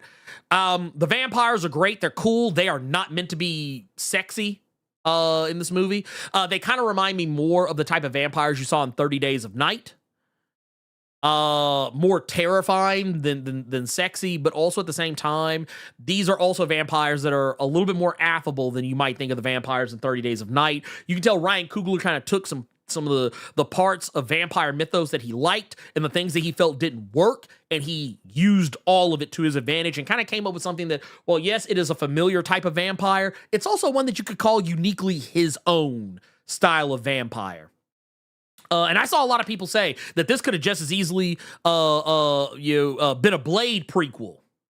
Like, it honestly could have been. I actually wonder sometimes when I was watching, I was like, man, I wonder if Ryan Coogler pitched this shit to Marvel and they passed on it. But yeah, whatever the case is. Oh, I will also say, get that bitter root shit out your head. This is not bitter root. This is not bitter root. This ain't anything even with remotely in, like, okay. Bitterroot is as far away from this movie as Carter is in LA to I am in Memphis. It's the same country, but not the same state. Like, we are very far apart. You got to hop a plane or take a drive in this motherfucker. And I say that because, and we talked about that too, and we even talked about it with Sanford Green when he was on. The reason why I say get it out of your head, don't go into this movie expecting to see the Smokestack twins acting like Blade or acting like vampire hunters. They are not vampire hunters. Everybody in this fucking movie is regular. So yeah, get that shit out your head. This is not the Sangerye's by another name. This is just, it's just two niggas that happen to know how to fight. Okay. like this is doing that. I'm finna go get dressed because mine starts at 2 and it's 1:19. Oh, that's go the ahead and earliest showing I got. Go handle your business. So here's what we're gonna do. We're gonna go ahead and I'm going to go see the fucking movie, people. Jesus. Yeah, please go see the movie. Go see the goddamn movie. Also, this movie. This is the last thing I'll say. It is a case study in why there needs to be a permanent moratorium. There needs to be a permanent moratorium on cookout invites. There needs Okay. look. Was the look. after credit scene after the credits or no? Because I've heard there were one or two. There's two. There's one in the mid credit. There's one in the post credit. Here I'm gonna pull. I just want to pull this up just so y'all can kind of see what I'm talking about here. No more cookout invites, y'all. We can't do it no more. We can't do no more cookout invites. The cookout invites. It's a wrap. Stop it. We don't do them no more. We don't do these no more. Stop it. Okay. Stop it. We do not do here. Let me. Y'all don't believe me. Message. No more cookout invites. That said, Where did you even get that picture from? YouTube just caught up for me. Where did you even get that picture from? I made it. I went and whited out the text and put no more cookout invites. That's mine. But no, it's so what I'll say is, so do you remember Spider-Man Far From Home? You remember how they did that? That's the post-credit setup on this movie. When you and this is for everybody. If you have not seen Sinners yet, you go see this movie. I'm gonna go ahead and tell you right now. It's just like Spider-Man Far From Home. Just like how when you watch Spider-Man Far From Home, Spider-Man defeats Mysterio. It's like, okay, cool. We beat the bad guy. All right, everybody, bye. And everybody just gets up and leaves. And then the credits start rolling. And then you get to that mid-credit, and it's the one where they're like, oh, hey, by the way, Mysterio just docked Spider-Man. Like, that is actually the real ending of the movie. Okay, gotcha. Sinners does the same shit, where the movie ends, and then there's a mid-credit scene where it's like, nope, this is the real ending of the movie. Like, it's not to say they pull a bait and switch. It's just that what happens in the mid-credit stinger is actually where the movie legitimately ends. Now, there is a post-credit stinger, but it is not necessarily tied to the plot. Like, if you got up and left after the mid-credit, I would not blame you. Okay. I will say it is an impactful one from an emotional standpoint, but it is not necessary to get the full breadth of the movie. Okay. Is what I'll say. Yeah, like, when you get that mid-credit stinger, He said all of that to just say, no, nigga, just stay there. That's yeah. what. Like, it's more of a, like, when you get the post-credit, that one is one where it's really just kind of more like a, oh, that was really cool. Okay. But the mid-credit, stay for at least the mid-credit. Also, I get a feeling I'm gonna get a text from you about midway through the movie when you see a certain scene, and I don't want to say what it is, but there's gonna be a certain scene, and I got a feeling you're gonna text me when you see that shit. I got a feeling, or either that, or I'm gonna get a phone call when you get out the theater. I just already know. But no, that said, that is the show. Thank you all so much for making what is effectively the 300th episode, 300 of the Blerd Cave, your favorite comic book podcast, live stream, the number, as far as I'm concerned, I don't give a fuck. It may not be the number one, but fuck it. To me, it is the fucking number one. Y'all can make comments like it's not, like it's hurting your feelings, but it is. But it is. You know why? Because we got y'all. We got y'all. That's why. So, you know what? Everybody else, they wish they had a community like what we got. So, you know what? I'm going to fucking put some respect on it. So, you know what? Y'all all get the bomb, okay? And we're going to get out of here. We're going to get out of here. I love you all 3,000. And thank you all so much for the love. We're going for 300 more. So from now until the end of fucking 5 ever, Ricardo presents, I am the Blerd Without Fear. And you goddamn culture vulture vampires. Y'all can go to hell. Bye.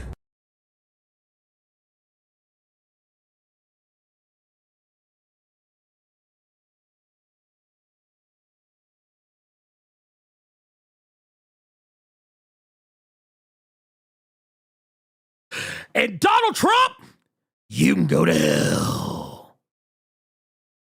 Bye.